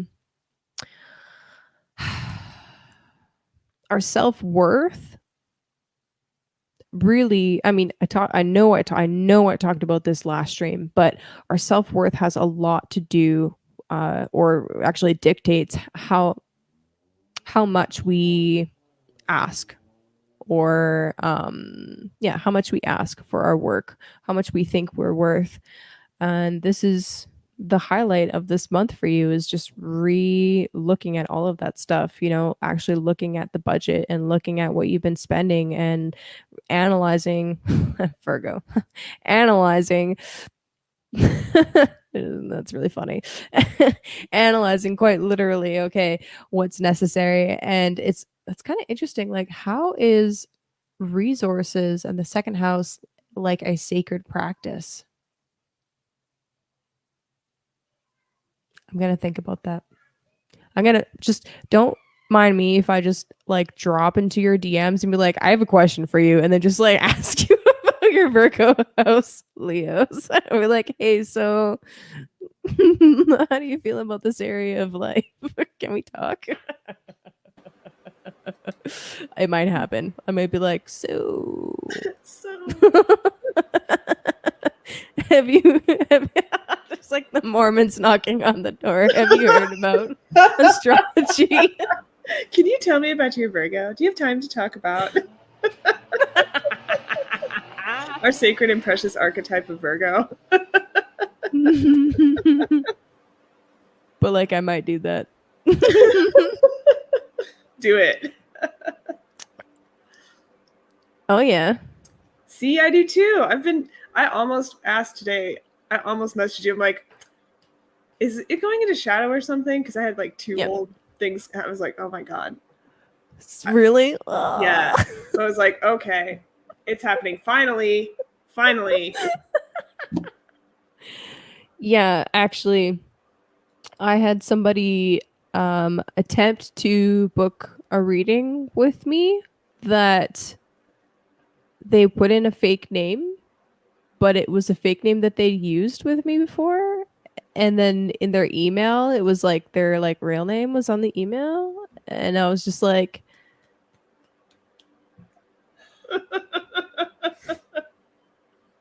why is this coming back? I looked up the transits. I was like, what's going on right now? I was like, why is this coming back up again? Fuck. Oh my gosh. Anyway, those are the kinds of people that you charge double for. Right? You use two aliases. I'm assuming that's two personalities. One for each of you. That's funny. Yeah. Just yeah. saying. Anyway, Leo, but not. Yep. Okay, Leo. What do we got for you today? Whoa. So does that mean that Leo highly values things being in a certain order? I don't know. I'm asking you guys. I don't know, because I'm not Leo. I don't know. Yeah, because sometimes I see Virgo as like totally the magician. And if you're gonna do any sort of practice, you have everything in order, right? If you're a scientist. Sometimes I think of Virgo as the scientist. Totally. In order for it to work. Oh, that is interesting.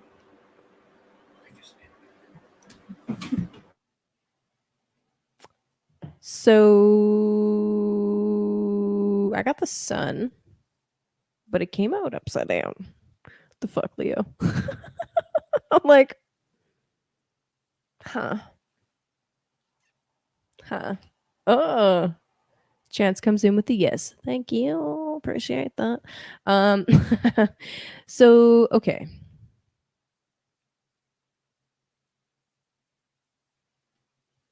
Just think about Dylan. He's a Leo. But is he a Leo sun or a Leo rising? Because I'm talking about Leo rising, not Leo sun. Okay. God. Are you even thinking about Leo moons? Get it right. Leo moons. Well, we are now. Leo. Can you handle it when the attention isn't on you? Ooh. Why is the sun upside down, bro? What's going on with that? Something else that I think of when the sun comes out is it's our inner child. And honestly, with the Saturn opposition to Leo, everybody's inner child is kind of like taking a beating. Ooh. For some people, that's too real. So anyway, Leo, how are you feeling like on the inside? Are you acknowledging your inner child or are you ignoring it? With all this talk of top hopping and stuff, I'm really curious. And I mean, this doesn't have to be true. It's not necessarily 100% doesn't have to be true, but is there an aspect of self that is being ignored or intentionally shoved down so that you can continue the top hop? Just curious. Doesn't have to be so. That might not be it. That might not resonate for all of you either. You know, these are general readings, so keep that in mind. Yeah. Underneath the deck, though, we got the Queen of Wands. So underlying this wishy-washy sun, question mark, Doogie Howser needs to play. Yes, he does. Underneath this is this fantastic Queen of Wands energy. She is fiery and passionate and a community leader and willing to take charge and does the necessary things in order to inspire the people around her, which is also a very Leo thing. And I fucking love you, Leo, for doing that. And like, yeah, you win, we all win together. Boom, let's go, baby. Just be careful not to be overbearing with that. Okay. Sometimes that Leo energy can be fucking obnoxious. Chance. Just kidding. I love you. Not gonna say, name names. Not gonna name names.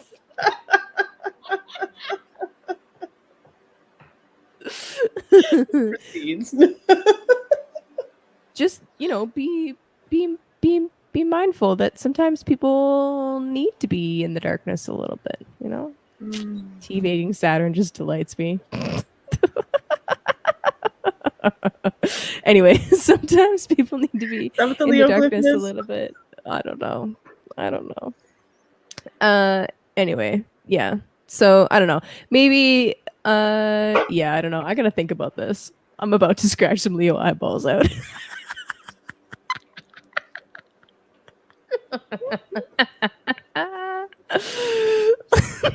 Oh my goodness. Tell me more. Let's spill this tea. Yes. Is it some hot tea? It's cooled down a bit now, but yeah. So anyway, just be mindful, you know. It's not always about you. But no, for real, Leo, I would honestly, seriously take a bit of time to check in and make sure that you're not ignoring any aspects of self that need expression, that is not just like all happy-go-lucky all of the time, you know, because there is much more depth to the human experience than just one note, right? There's a whole lot of notes and a whole lot of scales and a whole lot of modes of scales. I just learned about modes. Thank you, Roman. This is so exciting. But anyway, and sometimes those notes that should sound harmonious actually sound a little bit disharmonious. And is there room in your experience to allow for that? I don't regret it. No regrets. No regrets. Well, you know, these actually reflect some of what you're talking about with that inner child. At the bottom, there's the Two of Cups, which is beautiful in this deck because it's kind of that older energy and that younger energy together with their cups.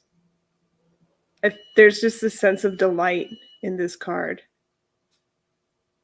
Looking at the stars, looking at the heavens, being in love as a mode of being. So Leo, that's actually really beautiful. If we look at any of these, because I'm pulling all these upright, so we should remember to look at them reversed too. Look at that flip side. Is this something that you're missing out on with your own inner child? You know, you're talking about that inner kid feeling beat up. Is that something in the past that you need to let go of? What are the childhood wounds? Because again, with the Eight of Cups, are we not letting go of some of these things? Are we hanging on really tightly to those moments of disconnect and disharmony? And maybe, Leo, I know you're the king, but you got to have some grace. You got to have some grace for people that are just operating the way that they're operating. And maybe they know and maybe they don't. And if they know, all the more reason to let it go. Be the bigger person in that situation. You know, let me be Saturnian, damn it. Hey. It can be dark. Look, you can rage all you want, but these are waters. Water can be hard. Wash it away. What is that? Oh man, they use it on buildings. That really intense hose. Like a pressure washer? Yeah, that. Okay. Pressure wash Pressure wash your past, guys. If you're mad about it, go for it. But try to have some grace.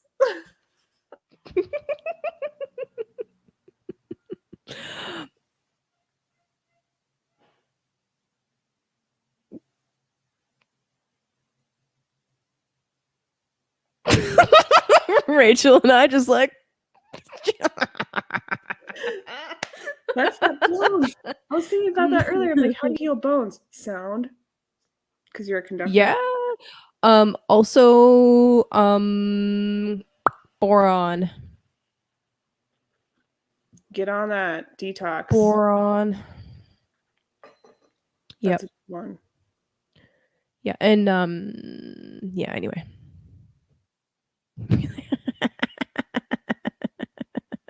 Yeah, Chat of those hoes. you don't have to stick around that energy, you know what I mean? But, every experience is valid. Yes. Just you don't have to partake, that's all. Cancer. Sorry, Cancer. Cancer. So Virgo is your third house. Tres. Okay. Tools. Communication skills. This is the third house. So new moon in the third house. Naturally, we're looking at your skills. We're looking at your tools. We're looking at your communication. Also short distance travel, like within the same neighborhood. So this is really interesting. For the Cancer path, right? This is somebody that is learning how to nurture. This is someone that is learning how to bring some kind of seed into full maturity and then learning to let it go. This is someone that is providing some kind of motherly attributes to the people around them. How is Virgo a skill for them? How is communication a skill for them? That's really interesting. Oh, bone broth. Num num num num num num num num num num num num. Sorry, distractions. Food gets mentioned, and I'm like, my Taurus son. Anyway, so that's really fun to think about.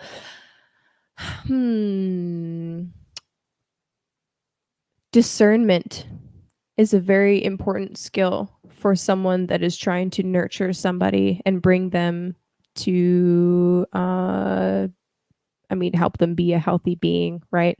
You can't tell them everything all at once. You have to be discerning about what information to give them and when. So that's interesting to think about. Also, how is yeah. For Cancer rising, right? To be a Cancer rising and to bring things to full maturity, a skill that is very necessary is the ability to connect with nature and with the natural cycles. That's pretty straightforward. That's why Virgo is Cancer's third house. Oh, beautiful. Oh, perfection. Love it. Love it. Love it. Love it. Wow. Okay. And I have Cancer's card like right there. That was very fast. Cancer. Oh no. Prickly energies from Cancer. The Five of Swords. Oh shit. Yeah. I mean, it's usually about taking your power back at the expense of others. Right? Because it's usually kind of like this snarky looking dude. He's really proud of himself. But this guy, I mean, he's walking on these swords. It's supporting him. And the others He's not walking on sunshine. Sorry. No, this is not sunshine at all. Not walking on sunshine. No. I mean, he's kind of enjoying it because it's not exactly an easy task to be supported by some swords, or the swords of others that you may have taken.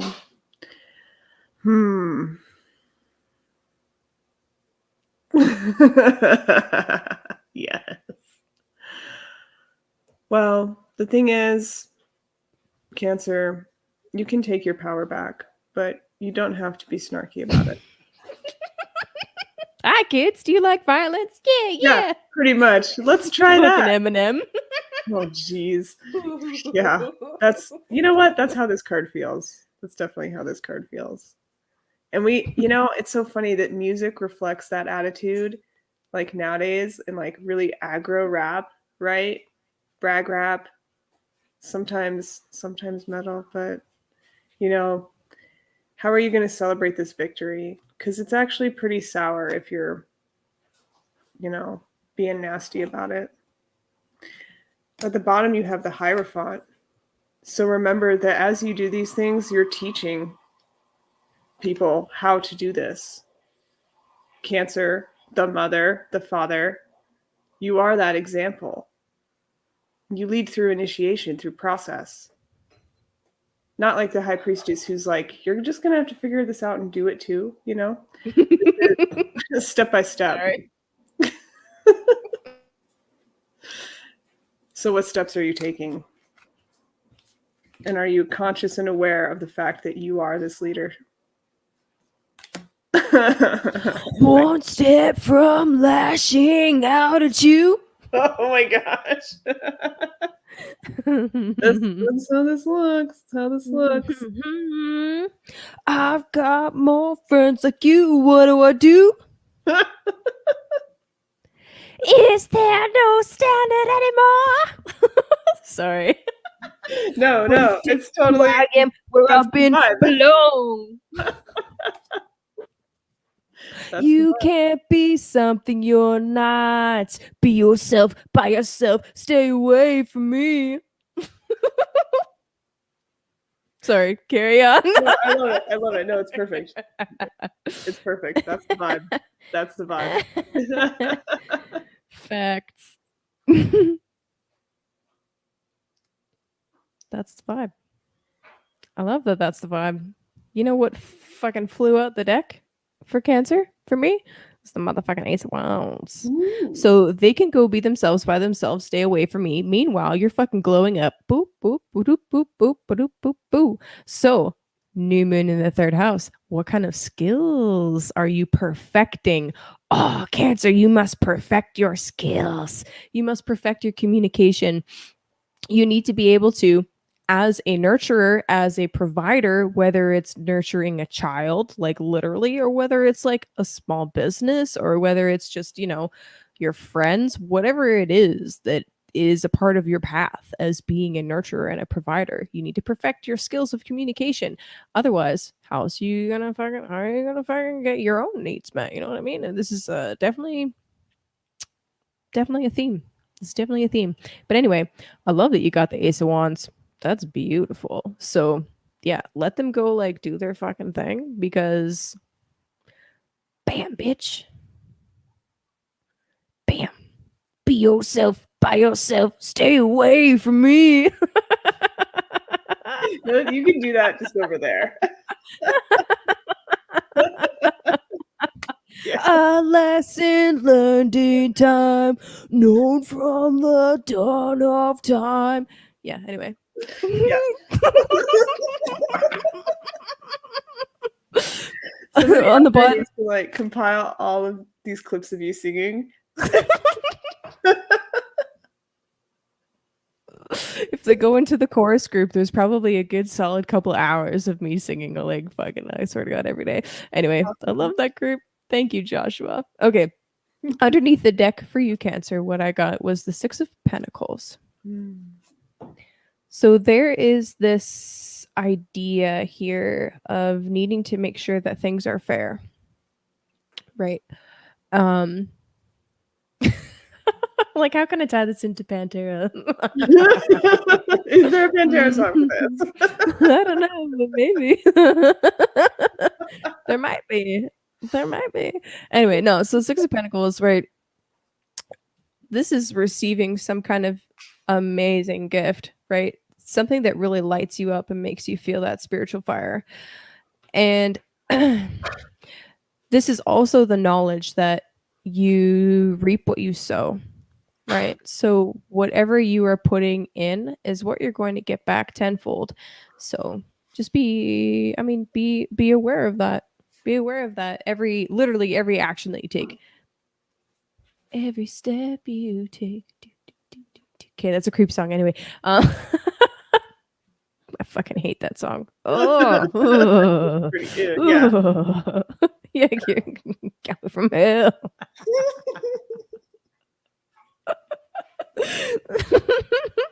Anyway, whatever seeds you're planting, okay, all right, you're gonna get it back tenfold. All right, have some patience. And keep that in mind. Word. Saturn's watching. What are you Just planting? kidding. Dude, Saturn is that taskmaster motherfucker that comes back to see what you did with what he gave you. He's like, oh, you just buried it, you dumb fuck. Oh, you invested it and you got back more? Great, excellent, Ooh, wonderful, good job. Yeah, my ears are. Mm-hmm. That's straight from the Bible. I just butchered it. That's all. No, you didn't. I was like, whoa, that is Saturn. Boom. As your local Saturn representative, Cap Rising, North Node Moon.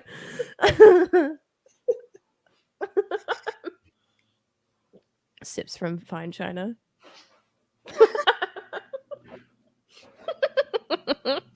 Mm-hmm. Gemini. Gemini. Virgo's your 4th house. So with the 4th house, we're talking about our roots, our ancestry, our anchor, where we came from. Some schools of astrology, Hellenistic astrology, I think possibly Babylonian as well, consider the 4th house to be both the womb and the end. So the womb and the tomb. So that's kind of interesting to think about. So it's the conditions in your home where you were born, right? The direct influence of your parents and the conditions in your home when you are done your journey. Just like, how do I say that nice? Dude, for real. You start over again. Yay! Yeah. Anyway, so Virgo on the 4th house. This is really interesting. So Gemini, you came from Virgo. So yeah, that's again, here we are back to the hip to be square, right? Gemini rising, this is about, I mean, having fun, right? Being youthful and like joyful and like literally like play. That's such a Gemini thing. It's a Leo thing, but Leo is Gemini's 3rd house. So that's how they communicate, is through fun. I love it. But anyway, so Virgo on the 4th.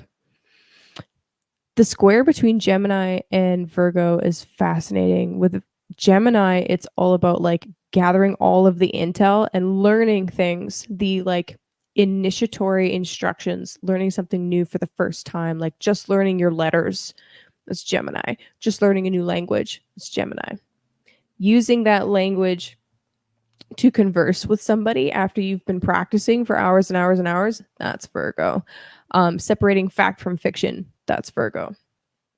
So you can see that there's interesting kind of tension here. Gemini wants to go on to the next thing and keep learning something new, but at home, right, their foundation is no, you still have to put in the 10,000 hours in something.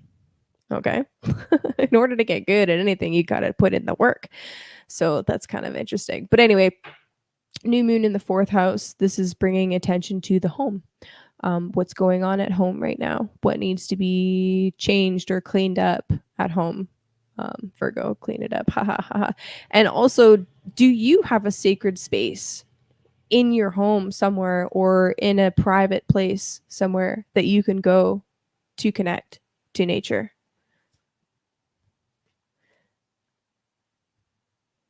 Sweet. Wow. JLo, you're fucking psychic. I fucking love it. But yeah, like seriously. Do you have a safe space that's not like a college campus safe space? It's very different. Very different. Very different. Just go in and be like, I'm lighting candles. They're like,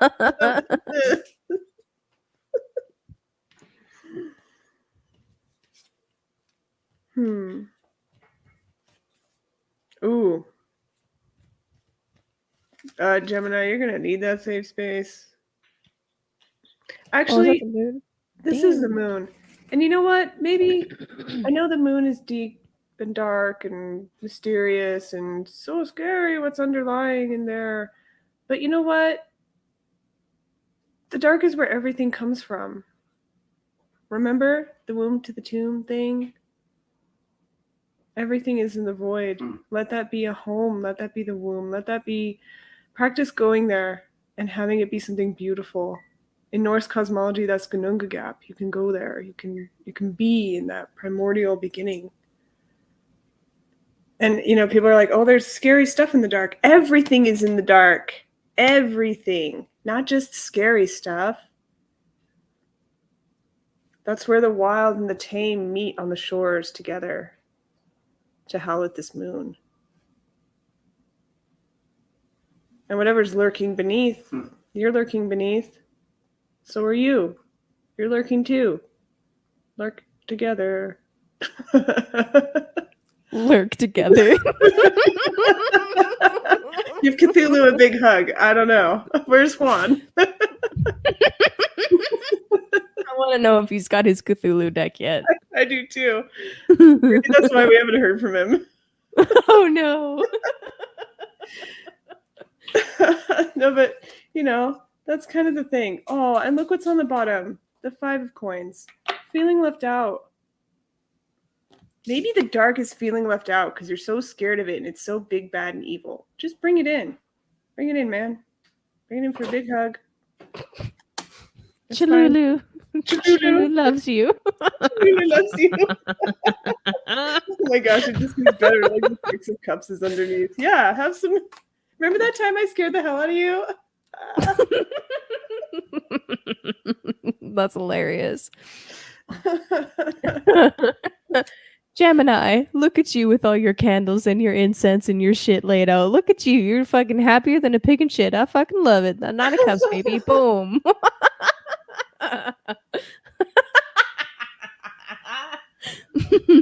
But for real. Oh man.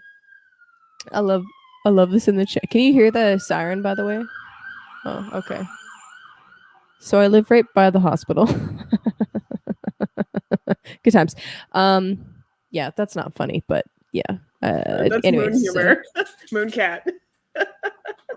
Yeah, moon cat. So anyway, I love what just happened in the chat right here. Mercury Mal. My whole home is a sacred space. That's why I barely ever have visitors.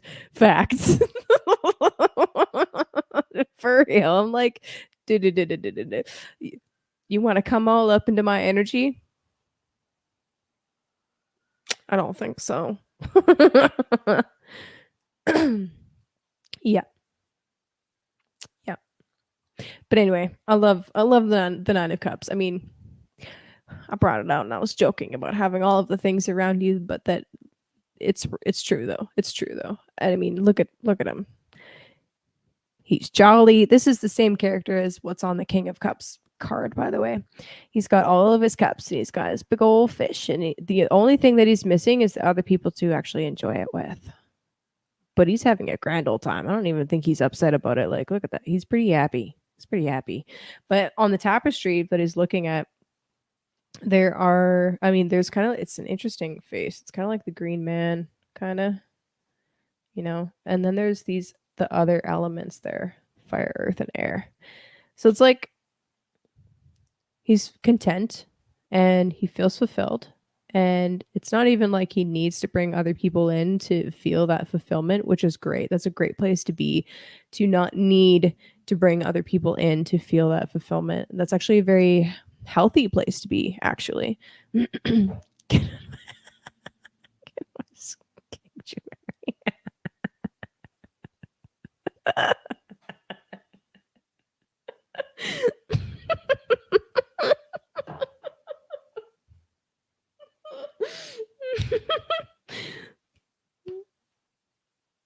I have no words for Just no words.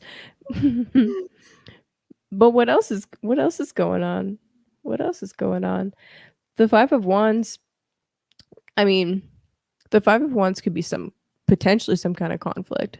I mean, Mel said earlier she's ready to scratch Leo's eyes out. Is that what's going on? I mean, yeah, I don't know. This could be some kind of conflict or some kind of I don't know, definitely some tension. And I mean, we are talking about new moon in the 4th house. That's a tension. That's tension, right? There's often tension at home, right?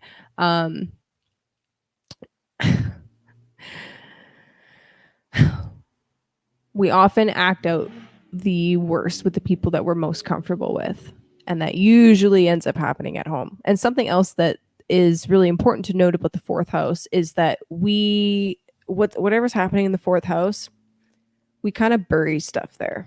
Like the 4th, 8th, and the 12th are the quote unquote like water houses. They're the places where there's hidden things. The 8th house, we have no control over it. It's other people's stuff. It's death. It's like things that are totally unavoidable that come at us from left field. The 12th house is our own subconscious, where it's like we're not aware that it's even there. The 4th house is things that we like willingly bury, like the family secrets that we don't talk about. So this is something interesting to kind of like keep in mind, right? Like how are you doing at home? You know, is there stuff coming up that needs to be addressed at home? New moon in the 4th house, this is going to be an opportunity for you to bring up some of that stuff. And even though like it might be uncomfortable and you might be really, really, really comfortable being on your own and doing your own thing, there's still stuff that needs to be addressed. And if you ever want to reach up to the highest heights, to your 10th house to be a legend, right? You have to address the 4th house. That's why I'm renovating my whole fucking house. Like literally. Yeah, the 4th house has to be dealt with. And there might be something that comes up that, you know, you need to work through, but it's all good. Just maintain that your sacred space and you got this.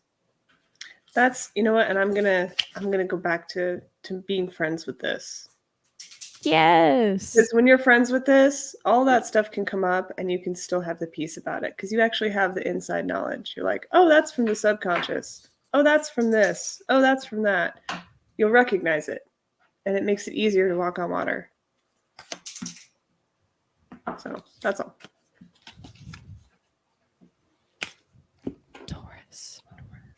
Taurus gang. Bull gang. Okay, Taurus. Gemini is your 5th house. This is the house of passion. This is the house of children. This is the house of our creative energies and endeavors. It's a fun house. Literally, 5th house is the house of fun and risk. Because you have to be a little bit risky. Just kidding. But like really. So with Virgo being the 5th house, this is interesting to think about. Like, what is it about Taurus that gives birth to Gemini? Why does, or not Gemini, sorry, Virgo, that gives birth to Virgo. My apologies. Why is Virgo the 5th of Taurus? So being on the Taurus path is about connecting to the 5 senses, right? The 5 senses: touch, taste, feel, right? Smell. It's about developing your own values. It's about a love, literally Venus, a love for being here on Earth, being in your body, a love for the Earth itself, for Mother Gaia, whatever your terminology is, right? And how best to connect with that than connecting to the beauty of sacred geometry, right? I think that's really beautiful. Also, if you think about like Taurus as representing the earth itself, that's kind of interesting. I mean, I'm spitballing here a little bit, but the earth gives birth to the sacred geometry of Virgo. Ooh, fun. Interesting. I wish I had a beard sometimes. I'm like, You do. It's the hypothetical beard. It's only there when you stroke it. no, please. Please. I'm getting it all up into my Taurus. I'm like, yeah, anyway, so these are the things that I think about. I'm like, why is that the 5th though? That's perfect. Yeah. I'm gonna leave it there. Gives birth to. Yeah. Your child. Interesting. Why is Virgo Taurus's child? Anyway, new moon in the 5th house. This is like this is the opportunity to take up some new hobby. Okay. Something that brings you passion. Maybe even potentially some romance could spark, literally. Also,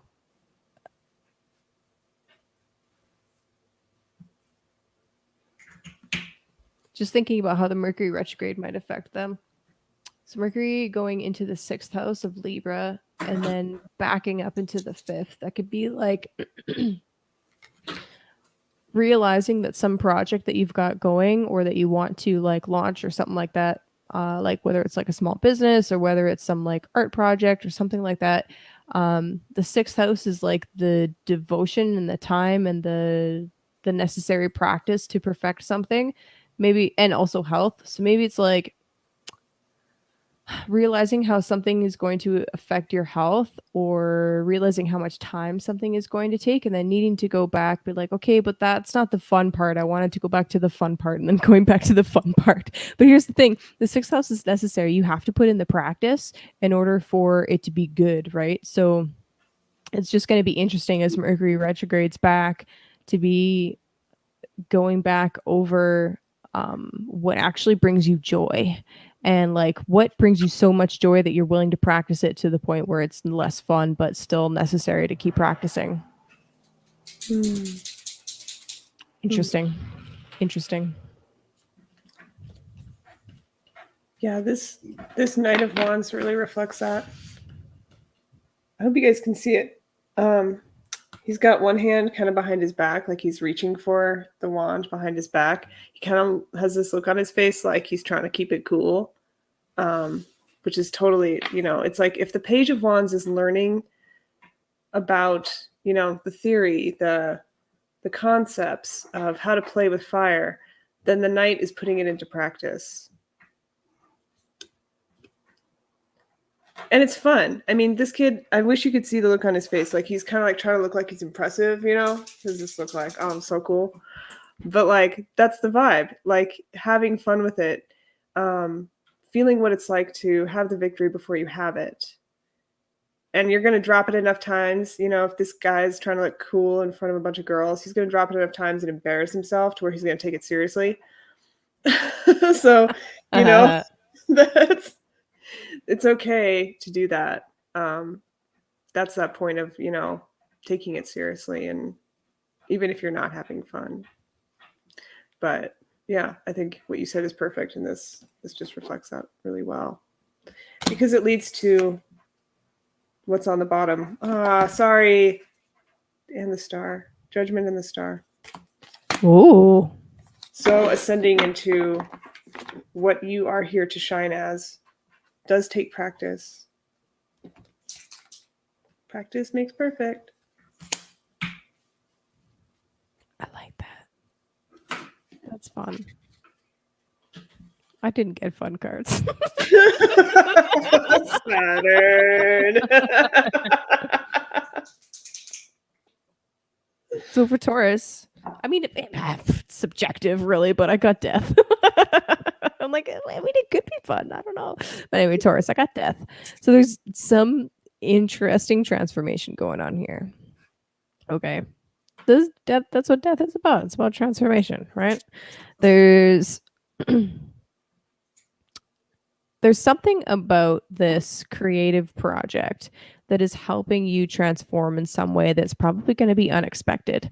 And there might even be like different phases that you go through as Mercury's going through its retrograde process, where it's like, okay, this particular part of the project needs to go. I can't quite do this, or I've taken on too much and I need to sacrifice this part, and this part. And this part is really what I want to dedicate to. And you might really just be like, okay, I'm going to hone in on this because that's the sauce right there. That's the gravy. That's the sauce. You know what I mean?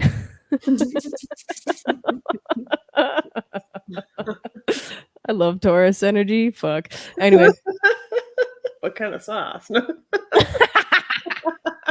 Hot sauce, baby. Underneath the deck, I got the 8 of Wands. So stay in communication with people about your mind, you know, how your mind might be changing about the projects that you have going or are taking on. Don't be afraid to speak your mind and communicate as things are changing for you on a personal level. And also, I mean,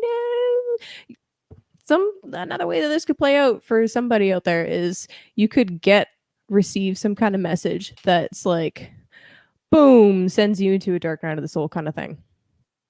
That's also a possibility. And we're gonna leave that example right there. We're gonna leave that example there. Just remember that, like, this is a necessary process, and it doesn't have to be a scary process, right? You have people around you that are always here to support you. You just have to, you know, remember to communicate. Remember to communicate. Beautiful. That, or this is like some like seriously sexy time. I mean, death is the Scorpio card. You know what I mean? It's like, whoa, there's some merging. There's some psychic merging happening. What the fuck? What? That would be intense. That'd be really intense. I mean, their 7th house is Scorpio. Shit. Yeah. Oh, man. I'll put that in my sphere.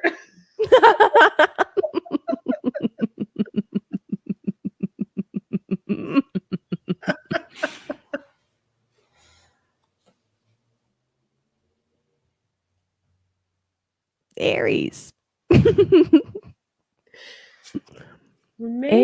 Aries. Before 3 hours, fuck you, chance. I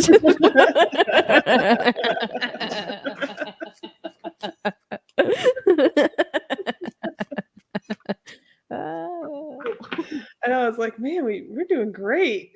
I know, that's pretty good. 2.5 hours. That's pretty decent. That's pretty decent. So Aries, Gemini is your 6th house. This is the house of health. This is the house of work, pets, secret enemies. Dun, dun, dun. This is the house of perfecting something, your routine, right? So, new moon in the 6th house. This is quite literally an opportunity to take stock of what your routine is and hashtag triggered. I love you, buddy. He takes it so well. Honestly, he takes it so well.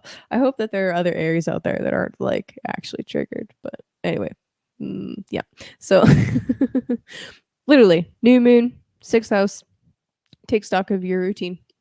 Are you walking your pets every day? You know, that's quite a very literal 6th house interpretation. The difference between the 6th house being something that is like toilsome and something that is enjoyable, that is like a sacred work, is quite, I mean, that's a very night and day, right, for how we think about our work. So I guess the difference there is like, is it something that is passionate that you actually really, really love to do? Or is it something that quite literally feels like dragging your feet? So, and that, how you feel about the work that you're doing, plays a huge role in your overall health, right? So these are how 6th house stuff tends to play out. Anyway, take stock. How's your work? How's your work going? And also, quite literally, the Mercury retrograde, as it dips into Libra this week and then turns retrograde.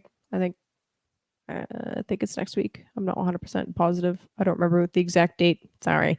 But as it retrogrades from Libra back into Virgo, it's quite literally like looking at your partnerships that you're in. That's 7th house, right?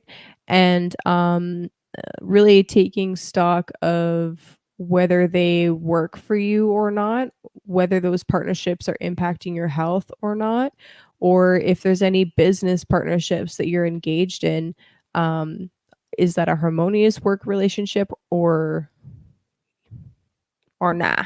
You know, do things need to be adjusted there?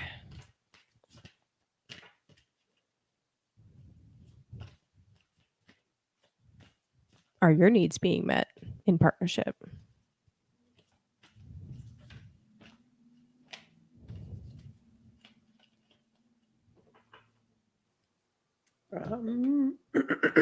Aries, 2 weeks in a row. Death. Again, shit. Again. Damn, Again. son. Different deck. We shuffled, swear to God. Right? Seriously. Yeah, you've got this horse here. Horses, in Irish myth, things like the puka, those, I mean, they're like, oh, they're terrible. They drown you. They are instruments of death in that sense, but it is transformation. They're taking you to the other world. They're taking you to the other side. They're taking you somewhere else. I was thinking about that earlier today. You know, if you had a skill that, well, you're a wizard, Harry, like you find out that you have something that takes you out of this world. It forces you out of the world that you're in and it puts you somewhere else. It's not necessarily that it's a hidden world.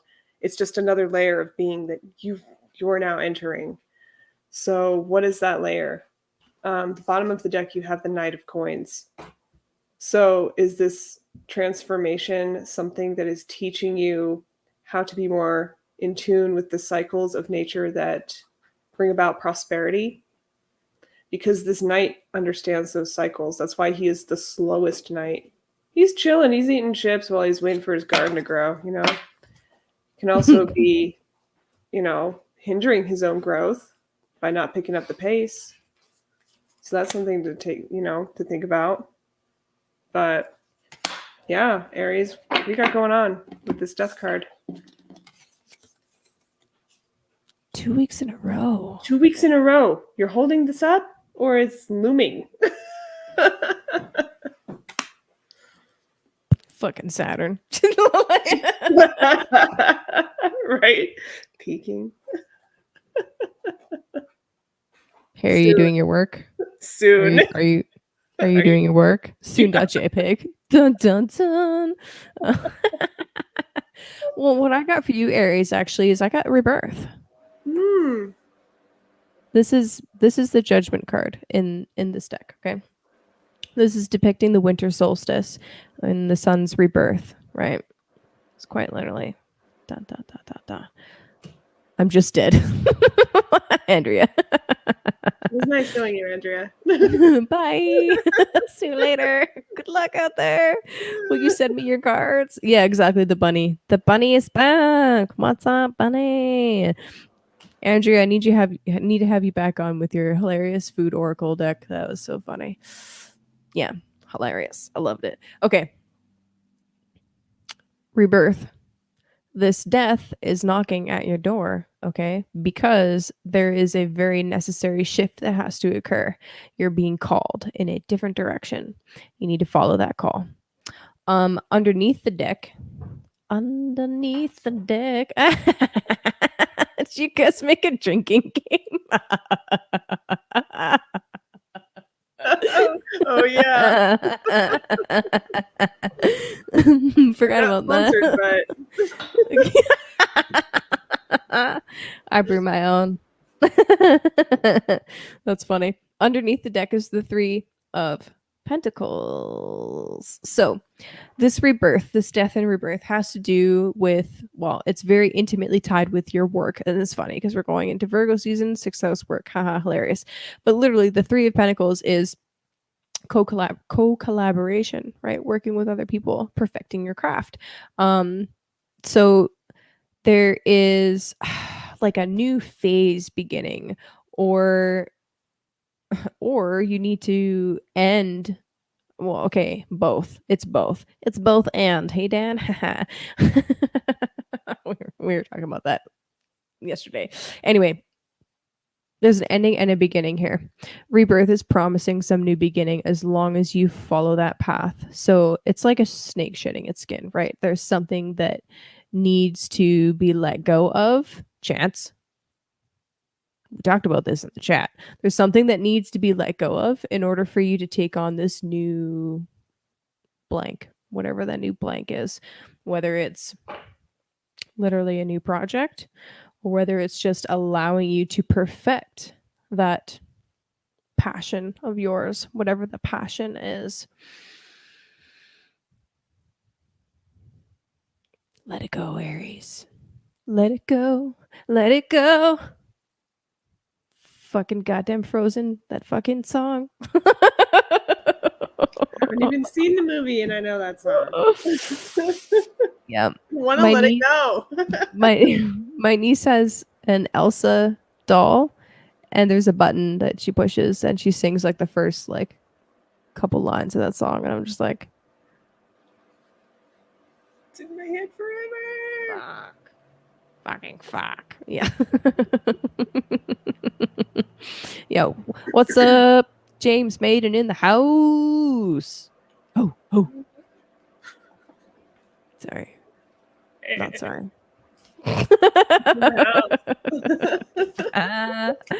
Yeah. Okay, let's do a collective reading, and then of course if anybody would like us to play, you should. That's so funny. I bet Andrea. Yeah. Anyway, so if anybody would like us to do a personal reading for them, instructions are down below. Also, we will play rock paper scissors if you really want us to. We could do that. We're just like, I'll do it. Don't make me, but I will. Not just kidding. Yeah. I think it's funny. I think it's freaking hilarious. It cracks me up. I'm still like tickled pink that like that's what Mario was looking forward to. Like what? The rock paper scissors. That's cute. Right. I love it. All right, collective. Man.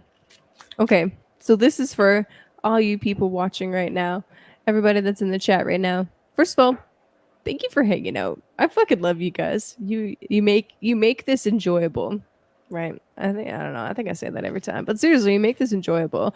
It wouldn't be the same without you. And yeah, this also goes out to everybody that'll watch it later that's not here live with us. You guys are appreciated too, just as much. Also, thank you to everybody that sent me some feedback about what they had going on and whether or not what we talked about over skate. You would. Thank you for the feedback. I appreciate you guys. Yeah, that's hilarious. That was an Andrea thing. Skanktuary. Yeah. It's sacred, okay?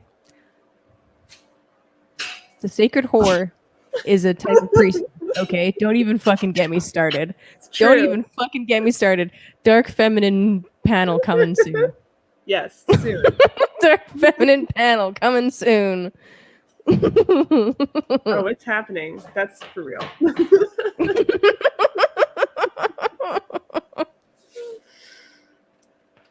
Don't even.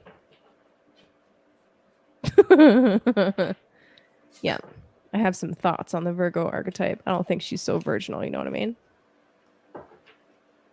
Just saying.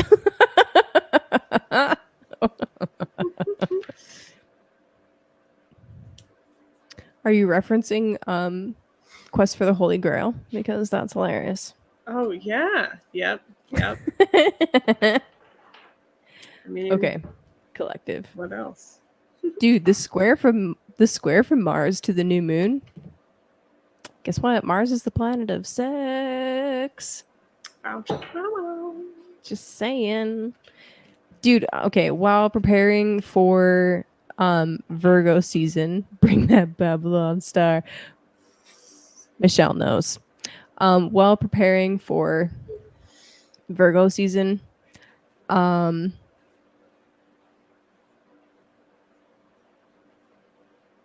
had a very, very, very vivid dream about having an affair with someone that I worked with. And it was really interesting because it's not someone that I've actually worked with, but it was in a place that I had actually worked. So it was weird. It was like a mix up of characters and people and places. But anyway, it was really interesting. I don't remember where I was going with that. Oh yeah, and I woke up and instantly was picturing in my mind the Lover's card in this deck in particular, which pictures the priest and the priestess coming together, you know, symbolizing the ecliptic energies of sun and moon merging.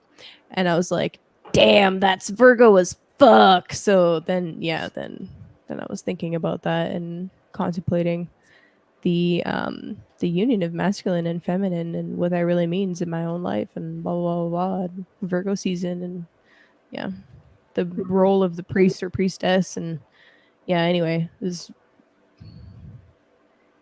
all from a sex dream. What do you know? I mean, you know that alchemical marriage is real. It's a thing. It's a thing. It's a thing. Anyway, how's your relationship with your inner anima or animus doing? You know. I'm gonna laugh so hard if this is the Lovers. Okay, it's not, but it would have been really funny. That would have been really funny. But like, whoa. Yeah. Oh no. Mm-hmm. Okay, well, one more for the collective. Oh, okay. All right.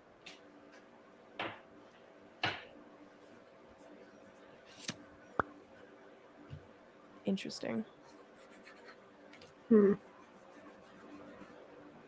man. Well, not to sound like a broken record, but oh fuck, really? Again. What the fuck? All right. This is at the bottom. Queen of Coins. Your values. What are you leaving? Don't sweep anything under the rug, guys. Vacuum that shit up. This is serious. You're leaving behind anything that's not serving you.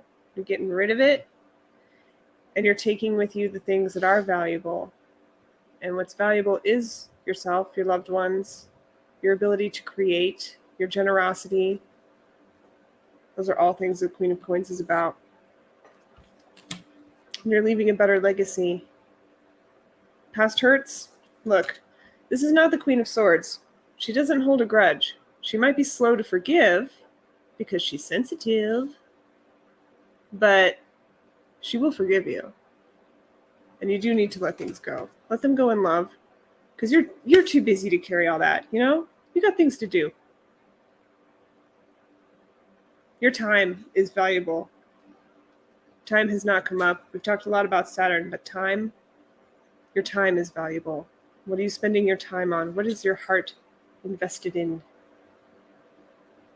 That dedication, that devotion can be for yourself. That's okay. It could definitely be for others. That's okay too. That's that Taurus energy, that sensuality. What do you value? Sink into your values. That's what I got for you. 8 of Cups again. Take this seriously. Moving on in your journey. Leaving a legacy. I like that. That's stuck in my head now. Right? That's such a cool way to look at the 10th. Speaking of 10th. Uh-oh.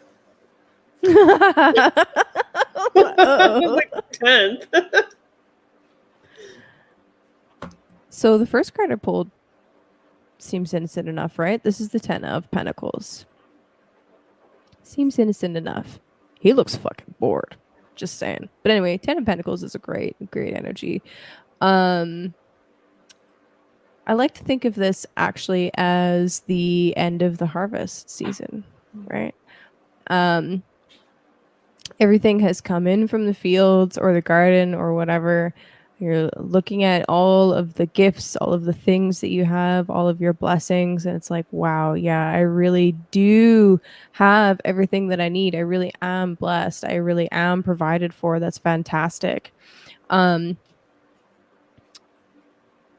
Virgo, I mean, we're talking about changeability though. We are in a season of change. We're transitioning seasons. So that's something to think about. Like, what are the next steps after that, right? What are you going to do for the fall? What are you going to do for the winter? Where are you headed with this? Kapow, boom, there's Mars Tower. So take stock of what you have. Take stock of your blessings, because Mars is coming in to fuck shit up. No, just saying. So sometimes these tower cards can really just be like, if you have some belief that's built on a shaky foundation, right? The tower card's going to knock it down because it needs to be rebuilt on something that's solid. Saturn. It also came out with the Prince of Swords. So this is really interesting because this is very much Mars and Gemini right here, this energy right here, right? Do you absolutely need to tell people I fucking told you so? I mean, a little bit is really like fun, you know, but like, do you need to be vindictive about it? You know what I mean? Do you need to be an asshole? Do you need to be an asshole? Do you need to send towers down? I want to remind you about the Six of Pentacles card that came out earlier. I forget who it came out for, possibly Virgo. I'm not remembering at the moment, but the air got cold indeed. So you reap what you sow, okay? And when it comes to being right about something, yes, maintain boundaries. Yes, present people with facts. Yes, absolutely defend yourself and defend, like, you know, your sanctity, yourself, your, you know, whatever, but don't get vindictive. If you go and take revenge, that's coming back towards you, okay? So be very careful about that. Okay, now is an appropriate time. I'll tell you about something that I see happening right now in the Canadian zeitgeist, I guess, with the Canadian media. So they've been hammering on us about, you know, if you are unjabbed, you're going to die and you don't deserve hospital beds and blah, blah, blah, blah, and you should be excluded from society and all of this shit for the last 2 years. And if, oh, yeah, I've got some pictures to show you, Rachel. It's nasty. It's been nasty, okay? Like the propaganda coming down on us has been insane for the last 2 years. Yes, 100%. Yes. Mars and Gemini, the polarization is only going to get worse. The rhetoric is only going to get worse, okay? This is something that we have to be aware of, so that we can choose where to put our energy, right? But something that's happening right now that's really interesting is there is this group of gentlemen, okay? Mostly dudes. There's women in this group too, but there's this group of people. This podcaster, this comedian, his name's Jeremy McKenzie, and he actually is a veteran, right? He served in the Canadian military, and he has this podcast talking about like how things are going to shit, basically. And sometimes he's funny, sometimes he's a little bit much for me, but it doesn't matter. Regardless, he speaks the truth. Okay, people like that, and he's not afraid to call out stuff that's going on that's wrong, right? And one day, while high on marijuana, probably a couple beers into, you know, they made this joke. They made this joke country called Diagolon, where he's like, okay, so basically, from Alaska down through Canada, central Canada, and all the way down to like Florida. This is going to be its own country. That's going to be its own thing. We'll have Texas, we'll have this country, we'll have this country, because these are the places that have more traditional values. And ha ha, you're hilarious. Let's talk about D-Day. But anyway, so Chris, not anymore. Okay, so anyway, he made up this fake country, all right? And then they made up a fake flag for this fake meme country, all right? It's literally a white slash on a black background. That's Diagolon. The leader of Diagolon is supposed to be this fake plastic goat that snorts cocaine, okay? That is their mascot for this fake meme country, okay? So he made this fucking meme, and then it became this like thing. You know, meme magic. It does a thing. So anyway, when the Freedom Convoy happened, all right, this is important because it's going to continue to play out, and it's like amping up right now. When the Freedom Convoy happened, Diagolon got blamed for the emergency powers. Their name, Diagolon, got brought up in Congress, all right? And they were blamed as being these white supremacist, racist, bigoted, blah, blah, blah, blah, blah, blah, blah, blah, people that were like, what did they call them? Accelerationists group. Okay. And I'm definitely being flagged by CSIS for talking about this. Anyway, but it's a fucking joke. It's a joke country. And they tried to blame Diagolon for invoking the emergency powers, a fake country. So anyway, shut up, Gabe. So anyway, now it's coming up again. It's coming up again because, well, I mean,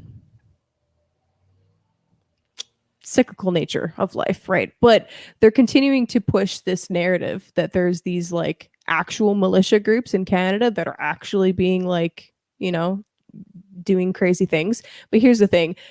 2 or 3 like main and very visible members of Diagolon are actually people of color. So like, how can they be white supremacists if they're literally black? Like, what the fuck? Oh my god. So no, progressives don't like acceleration. Exactly. Anyway, this is coming up again in the news.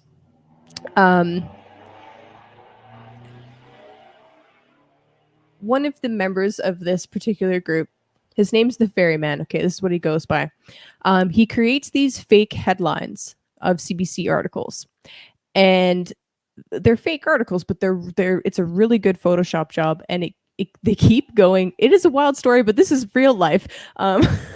They keep going viral because they're being shared around, right? And some of these stories are like really bad. It's obvious that they're fake. Some of them are very like really interesting satire. I'll share some to the Interverse group later. And then they get fact checked. But here's the thing. The fact check is actually worse than the fake article headline. For example, my favorite one, and the one that I like to bring up a lot, is Tim Hortons. Okay, y'all know Tim Hortons. They have a summer camp. And this year for summer camp, they were not going to allow the unjabbed to attend at all. Okay. This is supposed to be a summer camp for like disadvantaged children. Okay. Like not rich kids. It's like poor kids that go to these camps, not rich kids. All right. So Ferryman put out an article, headline thing, that said that they were just going to segregate, like boycott Tim Hortons for segregating the unvaccinated. Then they had to fact check it and be like, actually, no, they're not allowed at all, which is worse, which is arguably worse. So anyway,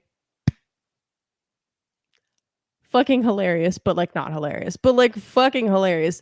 Master troll, like troll level 1000. Anyway, it's coming up in the news again because they are trolling a particular reporter who keeps like posting things about white supremacy and about this group of individuals, and you know, she's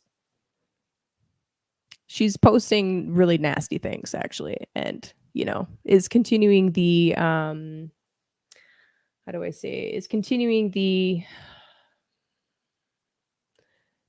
the hate. She's continuing the hate. So they're hating back on her. Here's the thing. Don't cross a line that you're going to regret. Don't cross a line that you're going to regret. If you get vindictive about it, yes, defend yourself. Yes, push back. However, if you cross a line that you cannot uncross, there will be consequences, right?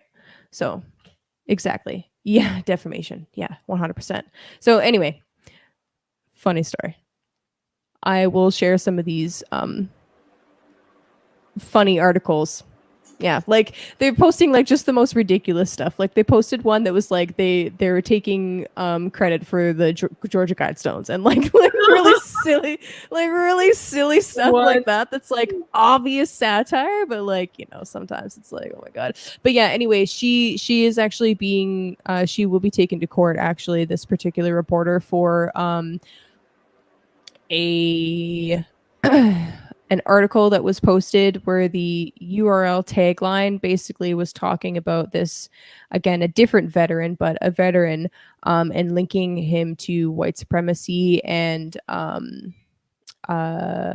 what was the other part of the URL? I don't remember right now off the top of my head. But anyway, there's this gentleman, James Top, and he's been marching across Canada, much like Terry Fox. I don't know if you guys have ever heard of Terry Fox, but is this a dude that marched across Canada to raise money for cancer because he lost his fucking leg. But anyway, he lost his leg, but he still made the march with like a prosthetic leg. Terry Fox, look it up. Canadian hero. Anyway, so James Top did this march across Canada and was meeting with different like leaders and community members and all of this stuff to raise awareness about the fact that, our basically non-existent rights are being completely trampled on, and to, just talk about it. Let's talk about it. And he's a veteran, right? And we don't have a veteran affairs thing, but we do have this organization called the Legion, where it's supposed to be run by veterans and it's supposed to help veterans, and they have like bars and stuff all over, and it's supposed to be a place where veterans can go to do activities. They're supposed to support that particular group of people, and all of the legions across Canada banned James Top from attending because he was tied to these groups that are supposedly like far-right accelerationist groups. Meanwhile, he's like, hey, you can't discriminate against me. That's literally it. Anyway, I'll drop a bunch of links for you guys to look at this stuff. Right? It is wild, but not surprising. Exactly. But anyway, so I can 100% see this type of stuff blowing up a little bit, even more so. I wouldn't be surprised if you guys actually start hearing about it, other than just like through me. And yeah, just be very careful with your speech and make sure that you're not being vindictive and all of that good stuff, and make sure that, you're focusing on the good stuff and what beautiful things can you keep building. Yeah. I'm really angry at legions right now, though. I'm like, how could you fucking... Whatever. Yeah. What a crazy world. What a crazy world. I know. I'm like, is this real life? Like, did they actually just... What the fuck? Oh my god. It just sounds... To me, it just sounds so petty. It is petty. It's very petty. I cannot it's extremely stand petty. It's so petty. It's so petty. But at the same time, really funny. Like, yeah, no, it is. Really funny. Like that flag. You probably have. I think I have. You probably have. Probably have. Yeah, it's dicey. It's pretty dicey. It's dicey out there. It's dicey out there. It's dicey out there. Kaylee News from a fake country. Fuck you, Chris.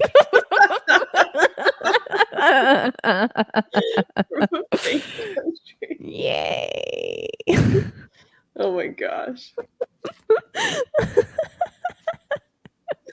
What about Tom Petty? Oh yeah. So what about Tom Petty? What about Tom Petty? And the Heartbreakers? Yeah. So anyway, if anybody wants to personal reading.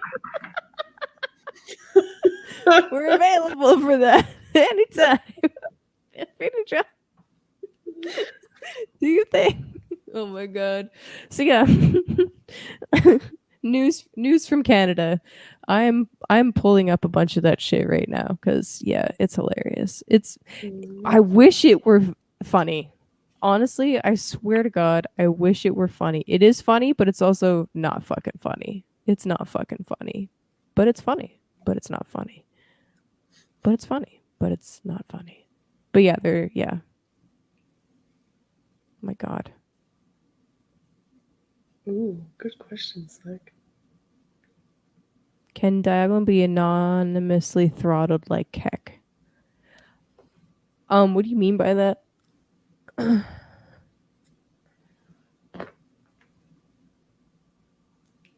What do you mean by that? Explain that. Do you mean like Did you watch the documentary on meme magic? Meme Magic? Yeah, you watched that. Yeah. Yeah. Anonymously throttled.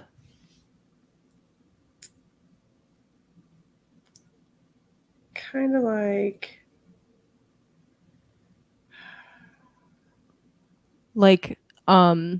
thrown into the collective aggregate Dagalon currency based on bad jokes. You guys want to accelerate the fake accelerationist group? Leave us alone. I see the parallels. I could see the two movements paralleling each other a little bit. I mean, there were Kyrgyzstan flags at the Capitol. People are ridiculous. Yeah. Well, yeah. I mean, yeah, dude. Like that's what some of. I really feel like something that was said early on when this started to go down and like when the particular community started to form, they were like, you know what, they're gonna take this and think it's a real thing and blame us for stuff. And then it actually started happening, that they actually started getting blamed for things because there's so many dangerous people in Canada. They have to blame like a fake group, like they have to find a fake fall guy because there's so many dangerous people in Canada. Yeah, anyway. Leave us Alonia. You should make a flag for that and be like, leave us Alonia stands with Diagolon. There was a really funny thing that went down while the Freedom Convoy they started throwing up like really hilarious fake flags of like different countries, like Circle Jerkalon is like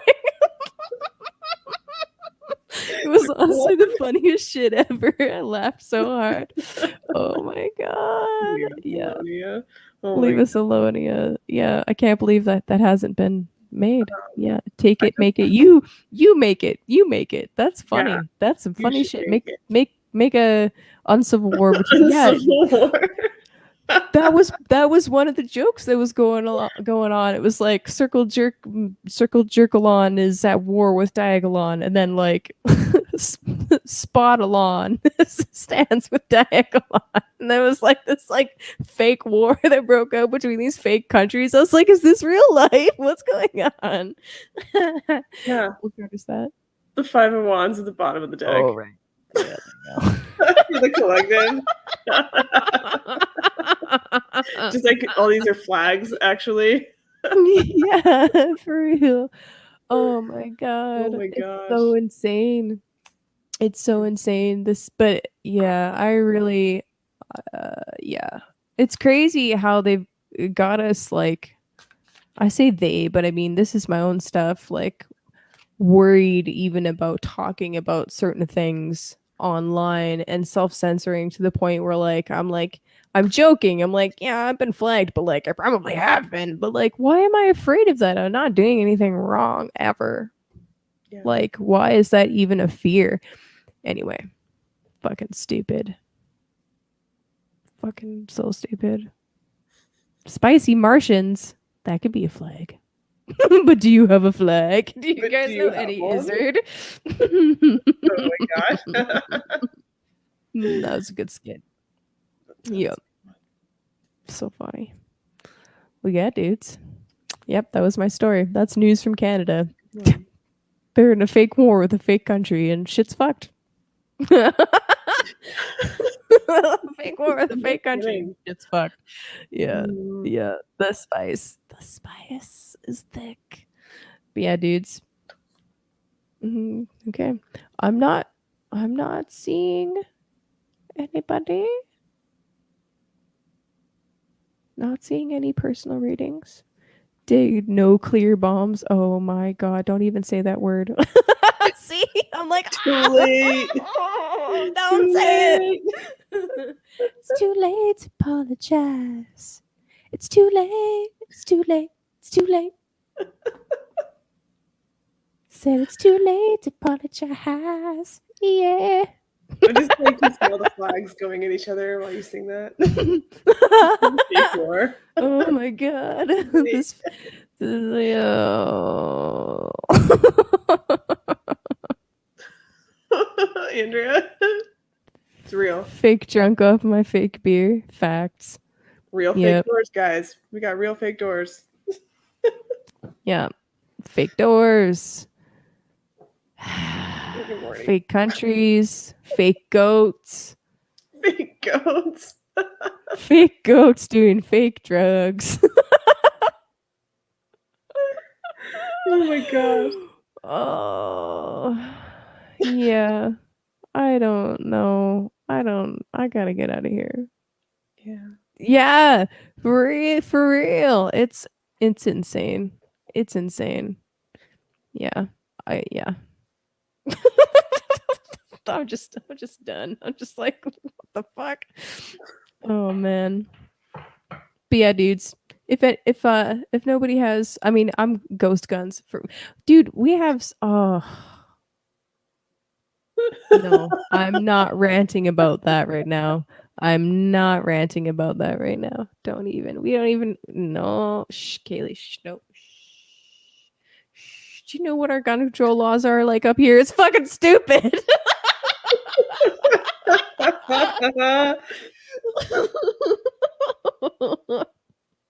Dare. Don't Dare let to. fake ghosts do fake drugs. Come and fake it. Fuck you, make me. Oh man. Yeah. Yeah. Fuck. Yeah. I've been thinking about this. Like as this stuff has been going down, like literally on Twitter, Diagolon and Jeremy McKenzie were trending because one of the opposition leaders, the leader of the NDP, i.e. the Communist Party, posted something about him. And then they're like, are you serious? Did any of you do your research? You realize it's a fake country, right? It's not a Oh real my thing. god. Real. And then they got bashed real good for it, for being Good. dumb. And yeah, anyway. But yeah, I've been thinking about this like media information war stuff that's literally playing out in Canada. And I'm like, what the fuck? Yeah, so anyway, I should have had some slides with stuff for you guys to see, but yeah, I'll drop it in the chat. Oh my god. But yeah, anyway. So yeah, yep. 10 o'clock. Look, we finished before 4 hours. Rachel, high Did five. it. Hey, yeah. I felt that. Yeah, dudes. Okay. Yep. Yep. Alchemical artistry, righteous path. Alchemical artistry. The ARP. The ARP. Is that a different acronym from something else? I don't know. It's a sweet acronym. But yeah, anyway. Last call. Last call. Say something now if I ever hold your peace. And then, we're going to bed. Thank you, Jenny. I appreciate you. Good luck out there, guys. don't get drawn, dude, don't get drawn into a fake war with fake countries and fucking fake bullshit, okay? Legit advice. Don't do it. Just don't. Yeah, go quota accomplished. You're welcome. Yeah. Love you guys. Have fun out there. One last piece of advice for Mars in Gemini: move your body, everybody, move your body. Come on, now, move your body. Off to leave us, Salonia. I fucking love that. You should make a flag. You should make a flag. You know what? In that country. Jeremy didn't make anything. Jeremy didn't make anything complicated. Okay, this is what he said he did. He had a black screen and took his thumb went like this. Done there. That was his play. It's not Not even hard. a clean. It's not even a clean line. It's just like fucking, like fucking. That's it.